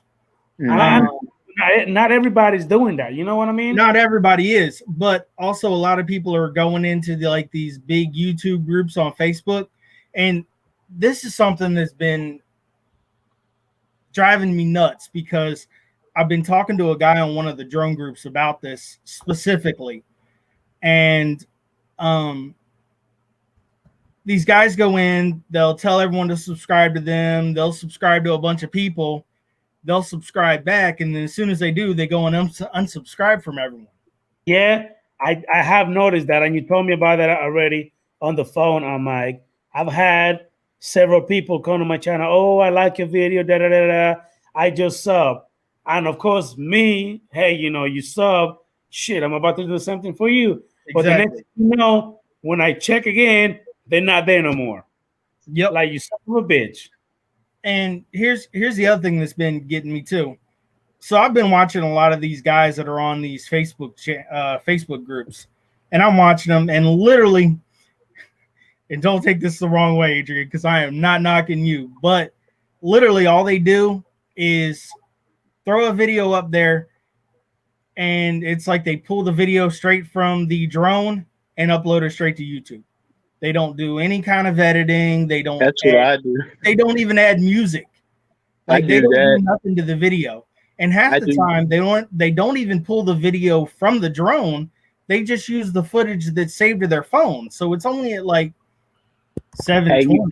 I do that too with the phone recorder. But some people like that because they like the narration in the video. Yeah, some people do. They do. But most of the time, if you notice any of my videos, it's always footage that I pulled from the SD card. I've gone through, I've edited, I put time into creating the video. And, a lot of these guys are complaining, oh, well, I've only got like 10 subscribers. And I've looked at their stuff. They had maybe 7 or 8 videos up. And every single one of their videos are just like, they took a clip from their phone and uploaded it. And was just like, yeah, that's what we're going with. Hi, Kenny. How you doing, Chief? Hey, everybody. Hey, Mike. What's up, Mike? Joe. I was going to come in earlier, and I went outside. It was about 10 after 9, and I don't usually look up at the sky, maybe if it's a full moon or something. I don't know what made me look up. I looked up, and way up there, there was a red light, and that son of a bitch was hauling ass. Just kicking ass. And I thought, well, maybe it's a satellite, maybe it's a satellite because it was going too fast to be a jet. Yeah. And about the time I thought that, it just stopped just stopped cold turkey, just about right over the house. I'm kind of out here in the country and sat there about 10 minutes and I was watching it and it just took off, man. It just took off and hauled ass across the sky. And I said, well, that's no satellite. It wouldn't have just stopped like that. And about the time it got out of range of my eyesight, somebody turned around and came back. I don't know what it was. I never, like I said, I usually don't look up at the sky, when I go outside. It's a full moon or something, but I don't know what it was. It tripped me out, though. It wasn't a satellite. Oh, Lord. Maybe it was a supersonic drone, a Russian drone.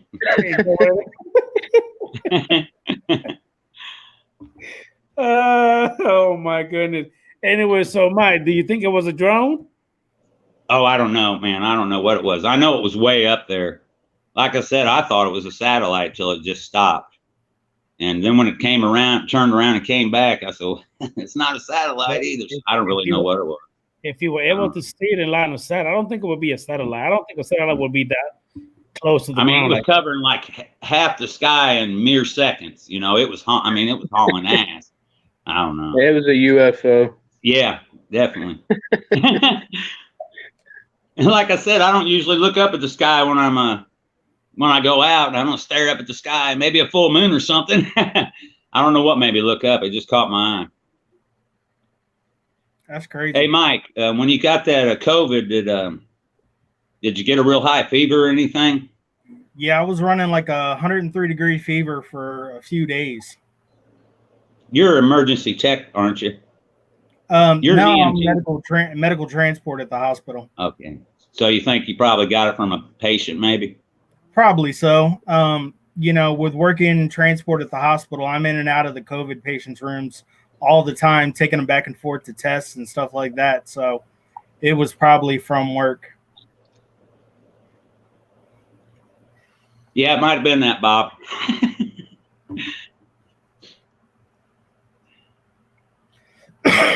How long did it take you to get rid of it? You say about 2 weeks? Yeah, right around there. Actually not even a full 2 weeks, probably about a good 6 days to get rid of the fever and everything. I'm just now starting to get my sense of taste back. That was horrible because I mean, literally, I could drink a Mountain Dew and there was no taste. It tasted like I was drinking water. Well, I guess because it's such a big country, you're the first person that I actually talked to that caught it. You know, you're the first person I actually know, that caught it. I know quite a few of my coworkers have got it from working at the hospital. What about you, Adrian? You know anybody that's had it? Or Yeah, Jaybird? at my job, Mike, there's actually several people that does have that. There's 4 of them that actually out still. Several. So I mean, it is what it is. So I can't really comment because I mean I don't really know. You know what I mean? They're gonna come back. They've been out for a little while, so I know Yeah. the hospital makes you stay out a bare minimum of 10 days. I've And then actually they re- there's several that have been out for longer than that. So again, I don't know. Again, I can't comment on how they're doing. You know what I mean? I Yeah. was talking to, one the most. You know what I mean? He's still, getting better. I guess hopefully he'll be back maybe the end of this week or maybe next week, September. I don't know. I Yeah. just like enough for a little while, and You have to wear a mask, don't you? I wear a mask the whole freaking day, man. It's a pain in the ass to have it. I mean, it's Yeah, real hot, man. weird, but I And got you know- safety glasses on, so it fogs up your safety glasses. and I Exactly. was super careful too. Every time I went to a COVID patient's room, I fully dressed out.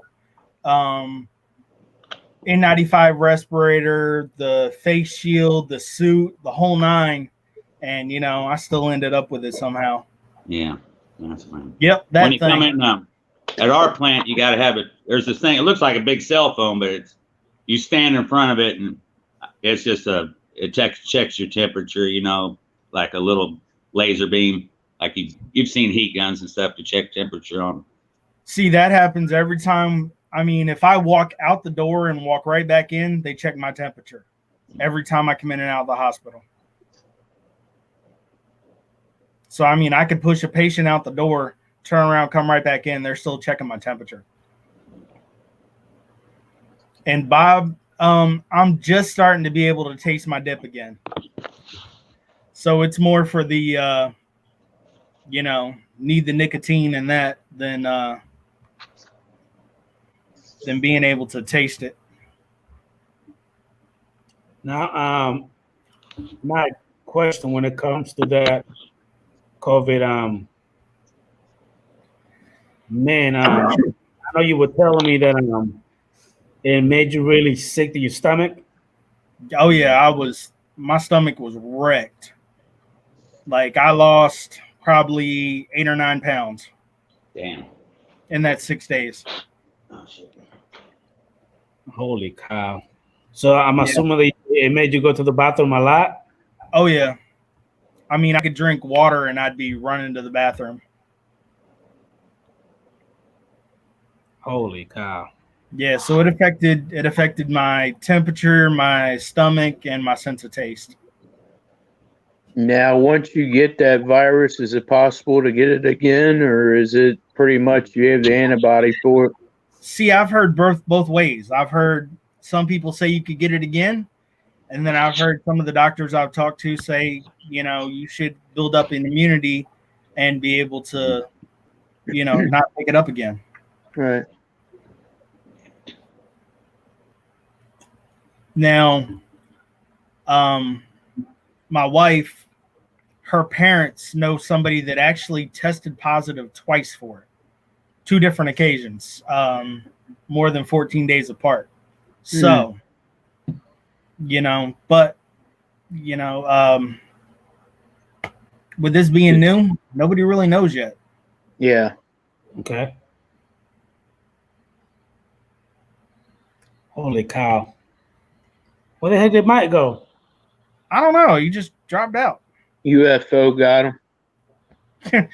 Aliens heard him talking about him. I've heard you clear. You were clear for 3 more, but not to keep talking about this, but Mike, you told me you say you hopefully be back to work on Friday. Yes, sir. I got my return date. I will be back Friday morning at 6 a.m. And you think you're ready, like your body ready to go? Oh, yeah, man. Look, I can't.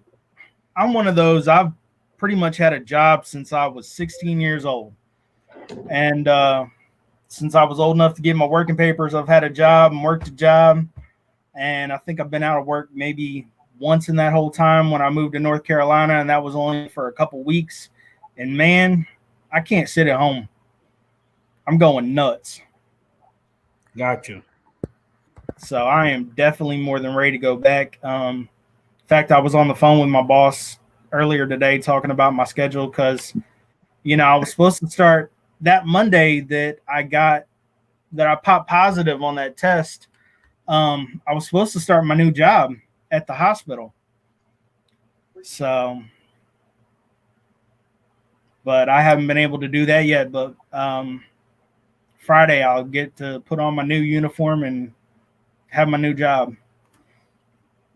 Another thing, I don't know if you've been paying attention to this, Mike, but when a lot of the players, like 70 plus players on the NFL, tested positive, but now came to find out they were actually negative. And I remember you told me at first that they tested you, it came back negative, but you were still having the symptoms, but then they tested you again, it was positive, like the machine was messed up. So there's a big issue come to that. What it was they used they're using the new instant test that comes back in like a couple hours. Uh-huh. So with using this new instant test, they were using a brand new machine, and something wasn't calibrated correctly in that machine because they had just set it up and started using it. So something was supposedly messed up in the calibration of the machine. So they wanted me to take that second test and use a different machine because I was still having the symptoms. Yeah. And when they did, that's when they realized it was a positive. Gotcha. Now, I do have a question for you, for both of you, since you're actually still here.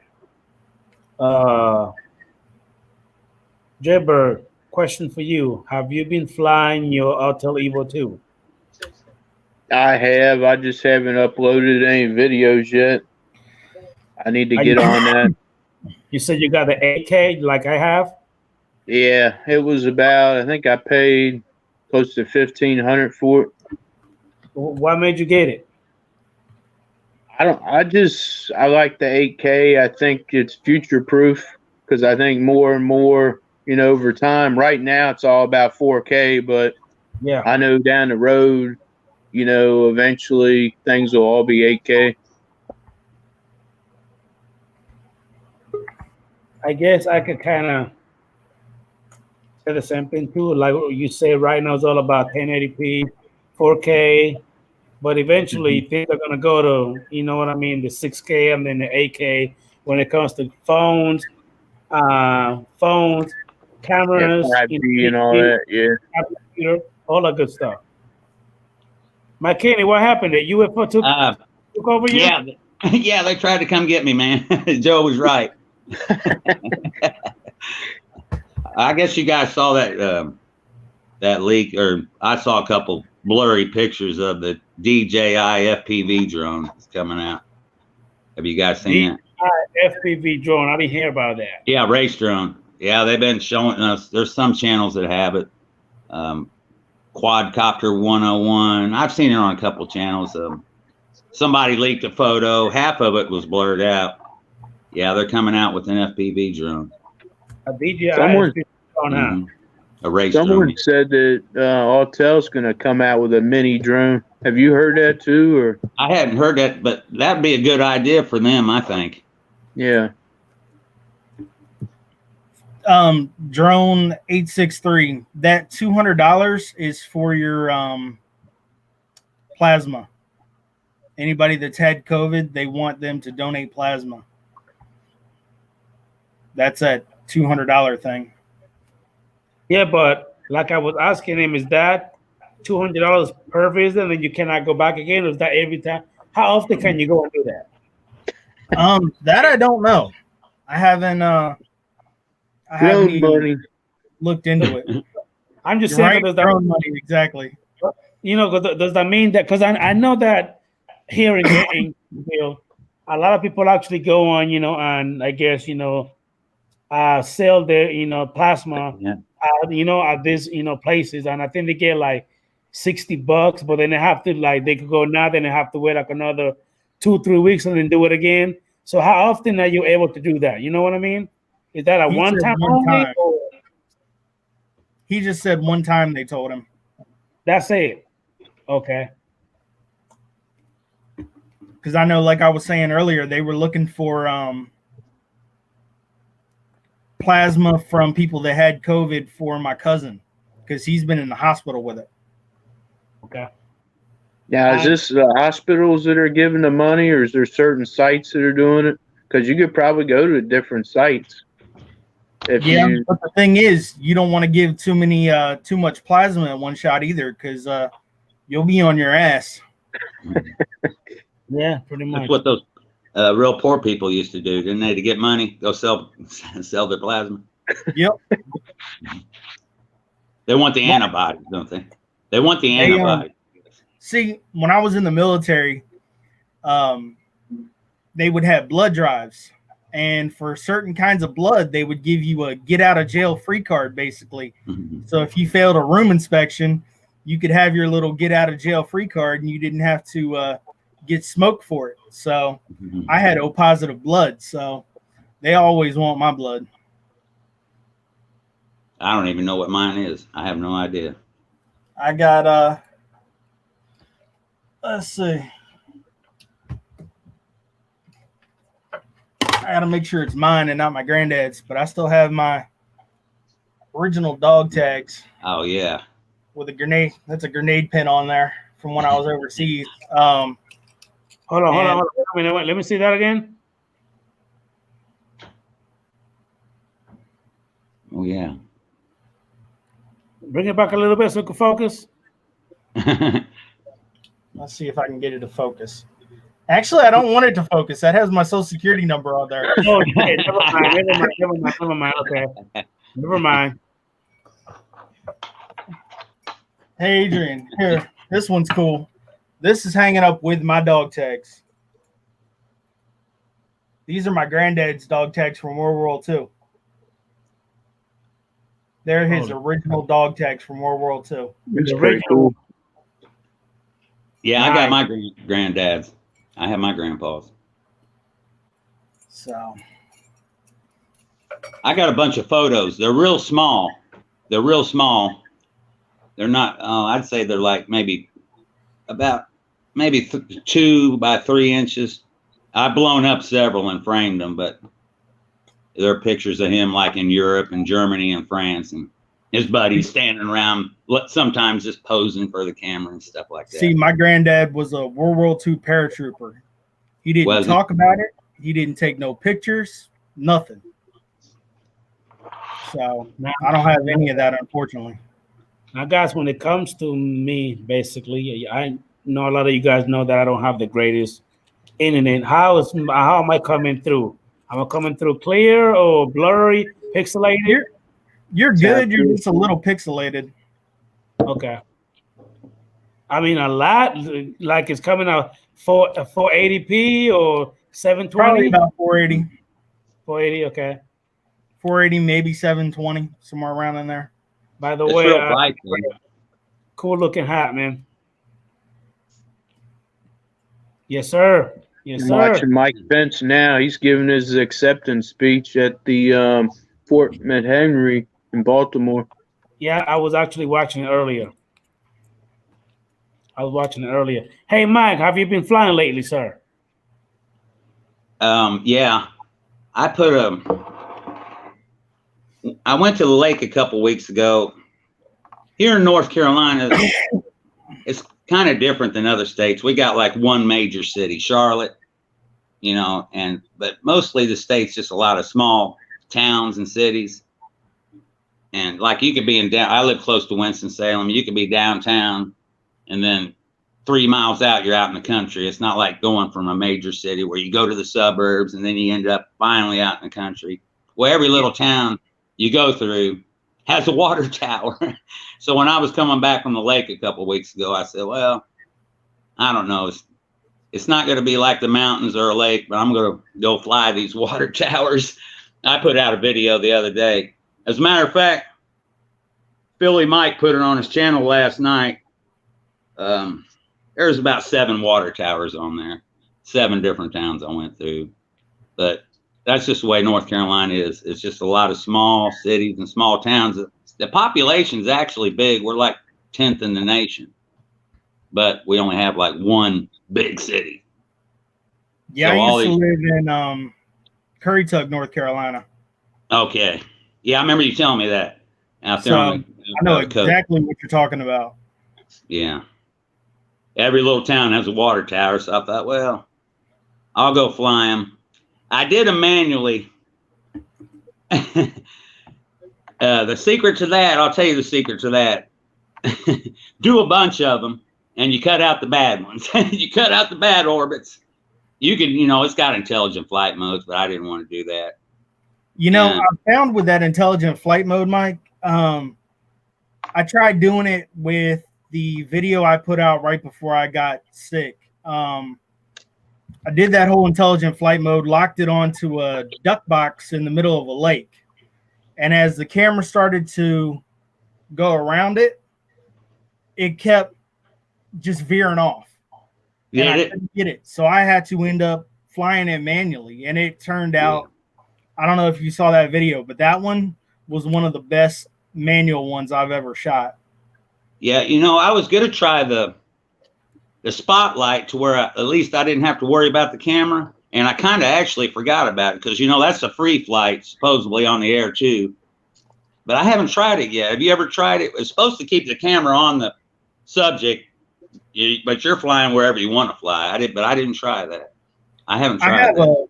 I have a Mavic Pro, the original. So I don't know if mine has that on there or not. Well, I got the Platinum, and I remember that I've done it with that, and that's a pain in the ass because you get on the Pro, you got to go over to the top of the subject, set your height, back out, set your radius, and then put your speed in, and then go. That's the way the Vino is. On the air too, you know, you can just draw your box around it, and then it'll ask you if you want active track, or you want point of interest, or whatever. Hey, Mike Kinney. I used that FN button for the zoom on the gimbal wheel, and it works good. Thanks for letting me know. Yeah, it worked a lot better than that slider, man. I'm glad they had that. But we wouldn't know that stuff, you know. They don't tell us. Somebody finds out, and through the good YouTube, we all learn about it, you know. Mm-hmm. Yeah, I flew those water towers, and it looks good on the video, but I flew them a bunch of times and cut out all the bad orbits. I did to get to the good ones. Yeah, I've done that before. That's the way to do it. You know, Mike, if that beautiful line was actually here, man, and we were actually closed, man, we would be ripping that thing probably this week, man, for real. Like that, man, that's a nice area, dude. It is. It's just beautiful out there. It really is. But see, when you were telling me about it over the phone, it sounded okay, but I didn't really picture how nice it actually looked until you showed us that little clip. That was I was amazed. And you know, I never knew that was back there until one day I was like, all right, let me fly toward these solar panels and see what's back in that area, because I've just never flown back there. I put it in sport mode and just started hauling ass that way just to see what I could see, kind of thing. And that's when I saw that, and I was like, ooh. So I started doing some research on the property to find out who owned it and everything. And so hopefully they'll give me permission to go back there. Because like I said, that place I think is over almost 600 acres. So it's a good big lot back there. Got you. But you said that when you flew, you were actually losing signal. Yeah, I was over 3,700 yards out, and when I started bringing it down to get in closer to the building, that's when I started losing signal. I'm guessing because of all the trees between us. Is there like another area that you can actually go to get a better closer? signal? No. I mean that. Let me see if from my original video you can see how far away this thing is. Does that have OcuSync 1 or 2.0 on that one, Mike? It's the Pro, so I'm guessing probably the 1. Probably the 1. Hey, Mike, I think she just want to be in the video. What's that? Mike Kenny. What? I think your cat just want to be in the video. She that's what it was. Yeah, she was trying to be. She was. That looked like a pretty cool spot where you pulled on your video that you took for John Spizzo, Adrian. It looked like you just pulled off the side of the highway or something, didn't you? Yes, that was you. All those backwater cuts look pretty cool to me. I know, man. Thank you, man. I seen you coming, Mike. Thank you, man. I appreciate it, man. It looked pretty cool. It is, man. I just, man, I think I picked a good spot. Okay, Adrian, I like it, man. This is basically over my house, and if you look way off, this is the big solar field between me and it. And if you look way out to where the mouth is, that's where I'm heading toward. Man, that's massive. I put up a video. I flew with the mini of a solar field, but it was not nearly that big, man. It wasn't nothing. Let's see. Let me skip ahead a little bit in this video. That now you can see I'm coming in over the solar field. Yeah, that one's massive compared to the one I flew over. Yeah, that is huge. That's right behind my house. But you know, now you can see I'm at that point of the video. Actually, I'll pull up my app real quick and see how far away I actually was at the furthest point. Okay. How you doing, Drone Days? Hi, thank you very much for inviting me on here. Yes, I can't contribute much. Hey, Drone Days. Yeah, but you can see, Adrian, I'm starting to come into the area now. Yeah. You say this is close to your house? Yeah, about literally almost right behind my house. You said that's about 3,000 feet from your house? Actually, no. At the furthest point, I was 4,298 feet away. Holy cow, that's almost a mile. Yeah. That's cool. So that's why I was starting to lose signal there. And then let's see, we'll go back to the other one real quick. Was that a river or a No, it's kind of a lake in there. Okay. I think this is the video. That's right. Ed, love my drones. Prayers out for there's the part of the lake there with the little gazebo, and I was sitting still because I was so low. I was starting to lose signal, so that's when I had to kind of wait for a minute for my signal to catch up. Yeah, and then I was trying to get some real quick shots of everything. So excuse the panning around like crazy. Gotcha. And then we'll skip to about there. And then that's where, see, I was trying to get down low. And every time I dropped it down in to try to get that shot, I would start losing GPS signal and everything else on the drone. So my video started going glitchy. So I didn't want to get the drone out there and then lose signal on it. Okay.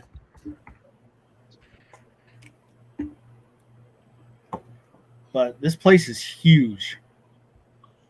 And actually, the solar field is connected to this property. Yeah, I thought the one I flew was big. It's nothing compared to the one that one you just showed, it was hell. That's giant. Yeah, that man. place is massive. It's a couple hundred acres. The whole property is, I think, almost 600 acres. Hey, Mike, look who's picking on you. Your buddy, Bob Casey. Picking on me or the other Mike? Look what he said. Yeah, we seen. Yeah. Adrian, are you going to Yes, get that Tiny Hawk too? I'm actually thinking about it, brother John Days. I really am thinking about it. Yes, sir. Don't buy a big one. Buy a little one and just see if you like it. Yeah, that's what the guy's been telling me to just start small before I go ahead and get something huge, and then I'm not gonna like it. Yeah, no, it's fun. You can fly it in the backyard, the house. You don't have Do you to have worry. one? Huh? Do you have one, John Days? Oh, yes. I didn't get the ready to fly kit, but because I already had a transmitter. You know what's funny, Adrian? We're talking about this. I was actually looking at one of these the other day. They're great. They're a lot of fun. And just buy extra props. Other than the props, you can take a good hit. That's the one everybody. You will hit stuff. And The that is a Tiny Tiny Hawk. Hawk too. Tiny Hawk too. John Days, is that a Tiny Hawk too? Yes, it is. Okay. So you have a choice to buy it ready to fly or without the remote. You know, my nephew, to tell you the truth, said he was interested. I bought one of those ready to fly kits and sent it to him. Just remember, you're going to want to upgrade your goggles and stuff after. But for like $180, you get to know whether or not you're going to like it. Okay. Isn't that what Chris Hope got Adrian, isn't that what Chris got? He don't have one, but he got the freestyle. He got like a more, like a faster one. It's more, where you could actually go a little crazy when it comes to, what I mean, flying FPV. This one, the Tiny Hawk 2 is more, it's still good, but I guess not as advanced as the freestyle. Is that? No, as far as learning, you hit stuff, it'll just spin you around. Okay. It'll be fine. Does it go into acro mode? Yes. Acro mode. Yeah. Yes. Now, Hey, Adrian. You don't want to fly in the house in the beginning like that. Okay. I'm trying. But Horizon mode, I'm fine. Okay. Go ahead, Mike. I could fly this right around for you guys now. I was talking about distance earlier, and I went and I looked at the max distance that I was away from myself, and in the max distance I went was 4,322 feet away. Okay. That's almost a mile, right? Yeah, almost a mile. Because you were basically only about 1,000 feet away. Because a mile is 5263. 5,263. Yeah, 5,263 feet is 1 mile. Yep. So I was about 1,000 feet away from being a mile. That's awesome. So that was a kind of a unintentional range test.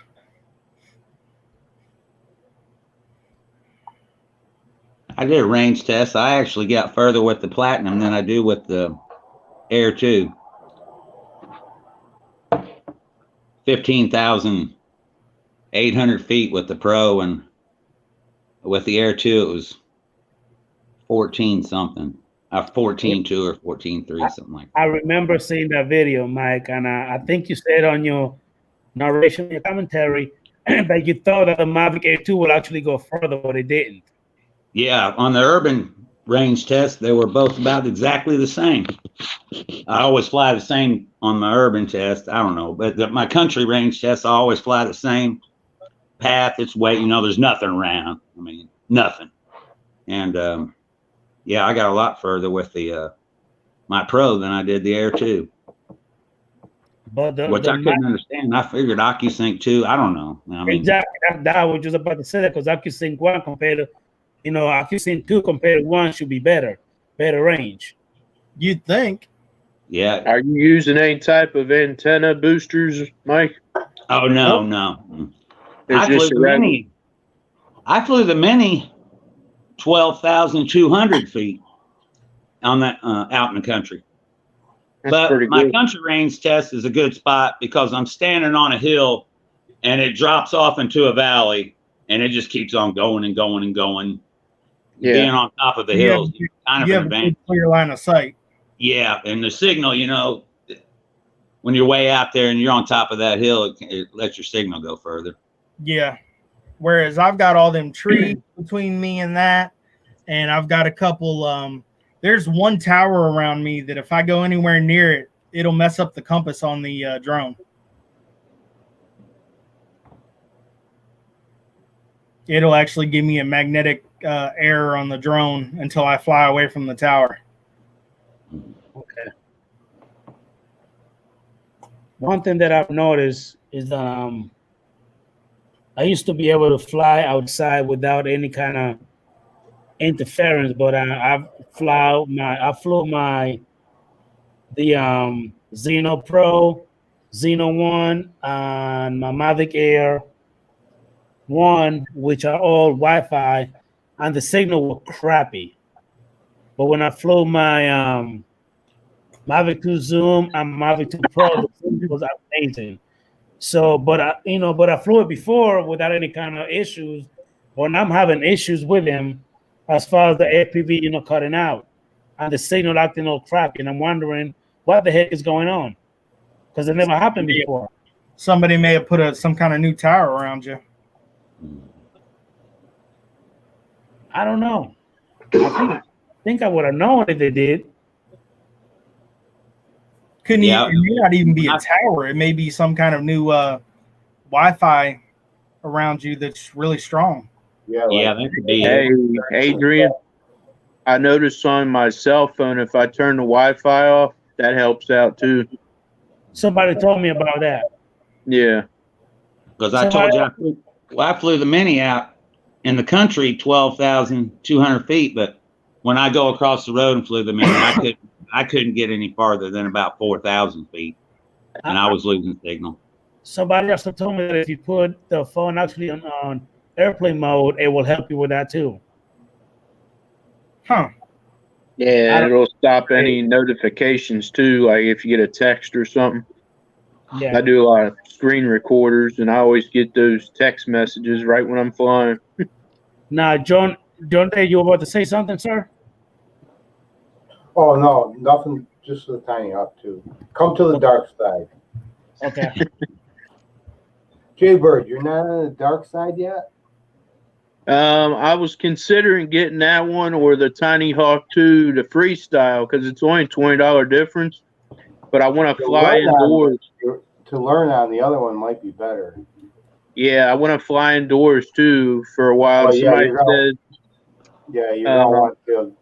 You're gonna want prop guards around it. yeah, and you want to start with 1S. They always tell you guys about these Velocity drones and liftoff. Check into it because the controller for the ready to fly isn't easy to adapt to your computer. Just so you know. All right. I have seen some videos on guys that jury rigged it, so you can do it. But okay, Drone Day. So I have a question for you.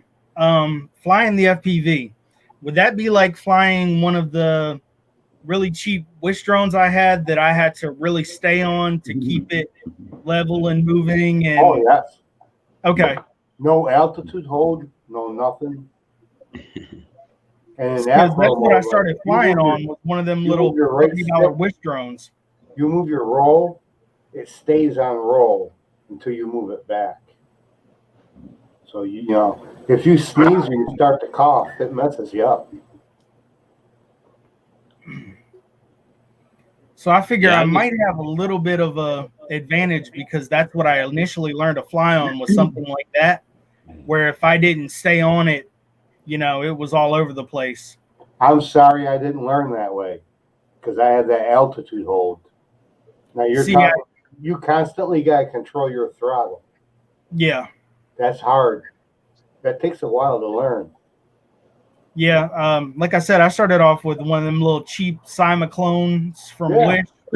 And, you know, if I didn't stay on that thing constantly, man, I was all over the place. And I learned to fly that thing up and down the hall of my little trailer that we had. And, you know, the hall's like maybe 3 foot wide, if that. Yeah, So that's I got to where I could fly that up and down the hallway. Yeah, that's a good challenge. I got hallway here I use, and it's a good challenge. Yeah, and the only camera I had on it was this little cheap little Wi-Fi camera that came with it, so it was basically almost the same thing. Yeah, I mean, I would just need to put it in some goggles and learn to fly with the goggles. you can barely see where you're going most of the time, but it's excitement. It's only 3 minutes, but it's an exciting 3 minutes. Oh yeah, that's what the battery on that little Simon clone was. It was maybe 6 minutes, if that. Oh, that's good. Yeah. I mean, for a little $30 drone from Wish, I crashed it once. Got it caught in a tree. I started to take off, wind hit it, took it straight into a tree across the street from me. So thankfully I got the thing back, and that was my little learner. And then I eventually went up to like a Holy Stone, and then from the Holy that's Stone. why I started with those Holy Stones. Yeah, same here. I bought like about 8 of them. Yeah, I have a GPS one right here. Yeah, I had the Holy Stone GPS, and that thing was, I liked it, but the video was just all over the place. Yeah. Yeah, I had one. I had an HS 700. Yeah, I had one of those too. I had that. Well, actually, mine wasn't a Holy Stone. It was the GPS Pro Mark Walmart version of the Holy Stone. All right. Same thing, though, it looks like. Did you have the HS 700, Jaybird? I had the HS 700D that had the rotational camera on it. Yeah. Okay. But yeah, they got a new one out now that's got image stabilization. Oh, yeah. One, I mean, one thing you can't say about Holly Stone, they had great customer service. They really did. Oh, yeah. They gave me a free drone. Yeah, they really do. I told them I crashed it because it was me. I crashed it. Oh, well, we'll send you a non-resellable one that someone returned from Amazon, and you can piece them back together. They sent me this drone that was like perfect. The guy must have bought it and not liked it. This is the HS 720 right here. Mm-hmm. That was the newer 100, yeah. That's a Holy Stone? Yeah. But that one doesn't have like a gimbal like we would have on our DJI. That one's foldable, isn't it, Jaybird? That one's foldable, though, isn't it? Yeah, it folds. Oh, no, yeah. This one just has those vibration pads on it, but it doesn't really stop the jello in the footage. Yeah. And see, that's the biggest problem I had with the Holy Stone was the video was all jello. But the price ain't bad. Oh, no, the price wasn't bad at all. It just didn't do what I wanted it to do. I was really surprised at that 720. I mean, they didn't cost much, and it didn't have any, it didn't have any sensors on it at all. But if you did hit return to home, it would come back and land right where it took off. It really surprised me. That ProMark GPS was the same way. It actually would return to home. I was surprised with that. Even the controller looks like a Mavic 2, the way it lights up on this one. Okay. It's kind of a clone to it, but customer service. Yeah, their customer service is good. They're always wanting you to leave a good review, and if you leave a bad one, they'll try to make it right for you. Yeah. They'll give you free batteries. Oh, leave us a review. We'll give you some batteries. They'll send you a free drone. Oh, they gave me a free drone for doing a review. How you doing, Coast to Coast Drones? Bill, how you doing, Chief? I got one of these little Holy Stones. It's built into the controller. It's a little foldable one. I got that one. That's the 190, I think. Yeah, it is. HS 190. It's neat to fly around the house. I had so much fun with that. I'll be next. I'd take it to work and fly it around my coworkers. I used to, but they told me I had to stop. That's what I used to do with the Tello. That's altitude hold too, right? What is it? Altitude hold? Yeah, it's got altitude hold. It's got trim buttons on it too. You can adjust the trim on it. No, I got it. And it's got that one button where it yaws. It just spins around. Yeah. That's what one of my daughter liked. I So got you've one been- of these little snap tans too. It's pretty good to fly indoors. SP350. I haven't seen that one. It I doesn't seen have it. Michael camera on it. McMillan flies those. You've been studying, Adrian, for your 107? Yes, sir. You been using any kind of, getting any kind of course or anything to help you? Actually, yeah. I joined Remote Pilot 101. Okay. It's a lifetime membership. So anytime I need to go ahead and even renew it, I don't have to go ahead and keep paying for, you know what I mean, to retake re-study again. Yeah. All you have to do is of course when you go to the FAA place for you to take your test, you gotta pay there. But the course is free for me pretty much for life. It's only I want to pay. And there is a discount if you use, I think it's Heron 18 from Ken Heron 18, something like that. It gives you a big night, like a 40% discount, something like that, Oh, yeah. which is pretty good. Yeah, yeah. Hey, when you guys get your 107, does that include the ham license? That is a good question. I don't know, John Days. It's my first time actually doing this Power 107, so I don't know. I don't think so, because I heard Bill, the drone reviewer, talking about it, and it must be totally separate. What license? Because by your ham license. Ham. Because by our right, when we go above 25 milliwatts, we're breaking the law. Have you guys seen these before? The Bug series? My buddy at work has a Bugs 3. He loves it. Yeah, this is the Bugs 4W. It flies pretty good too. It almost looked like a Hobson Zeno. Yeah. I had 3, but I never seen the 4W. Yeah, it's foldable too, but it still has that jello effect with the camera because it doesn't have the gimbal or nothing. But it flies good. This was my second drone I had. Is that brushed or brushless? Brushless motors. Cool. The very first drone I ever had, though, was a unique Q500. I still got it. It's a giant drone. I mean, it's got motors on it 4 times the size of a Air 2. I don't know if any of you guys ever seen one. Unique. It was like flying a brick. It would only go maximum. It had a halfway decent 4K camera. I mean, it was a 3.3 axis gimbal, but it would not go any faster than 20 miles an hour. And if you took a turn slightly sharp, the whole ass end would come around on you, just like you've been in a car going down a gravel road and taking the turn too sharp. You'd spin out in the middle of the air. Unique drones, the only one they ever kept pushing is, that Typhoon H Plus, and the Typhoon H Pro. That's really the only decent drone they make. Mm-hmm. Yeah, the Q500, it was like flying a great big brick. As a matter of fact, the only reason I got it, I never had a drone before. It came with its own Android system. You didn't need a tablet. You didn't need to download an app. It was all ready to fly right out of the box. And the controller had a pretty good size screen on it. It's about 5 by 6 inch screen on there. And that's I was going to get that, or I was going to get the Phantom 3 Standard.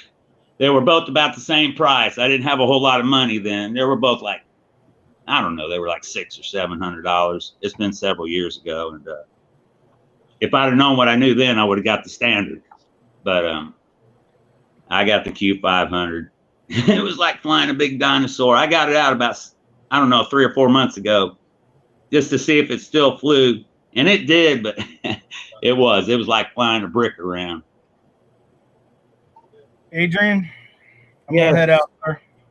Yes, sir. We're just actually about to go ahead and say that it's about to be 11:15. I gotta be up early, so I'm gonna go ahead and call this a night, fellas. Thanks for inviting me in there, Adrian. My Thanks pleasure, for John having me, Days. bud. Nice meeting you guys. I already know Good you. seeing you.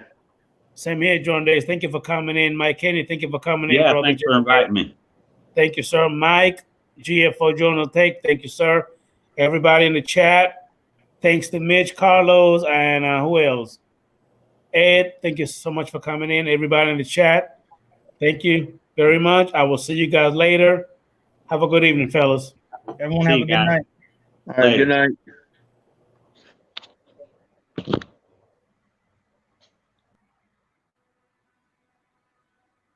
Thank you, everybody, for coming in. I appreciate you guys. See you guys on the next show on Wednesday of next week. Thank you, Dan. Jordan Veteran, appreciate you, brother. Thank you, John Schatz. Thank you, sir. Appreciate you. Hopefully, sometime next week, you guys can actually go ahead and join in. Everybody here, I can just kind of switch people around. Other than that, good night. God bless you all.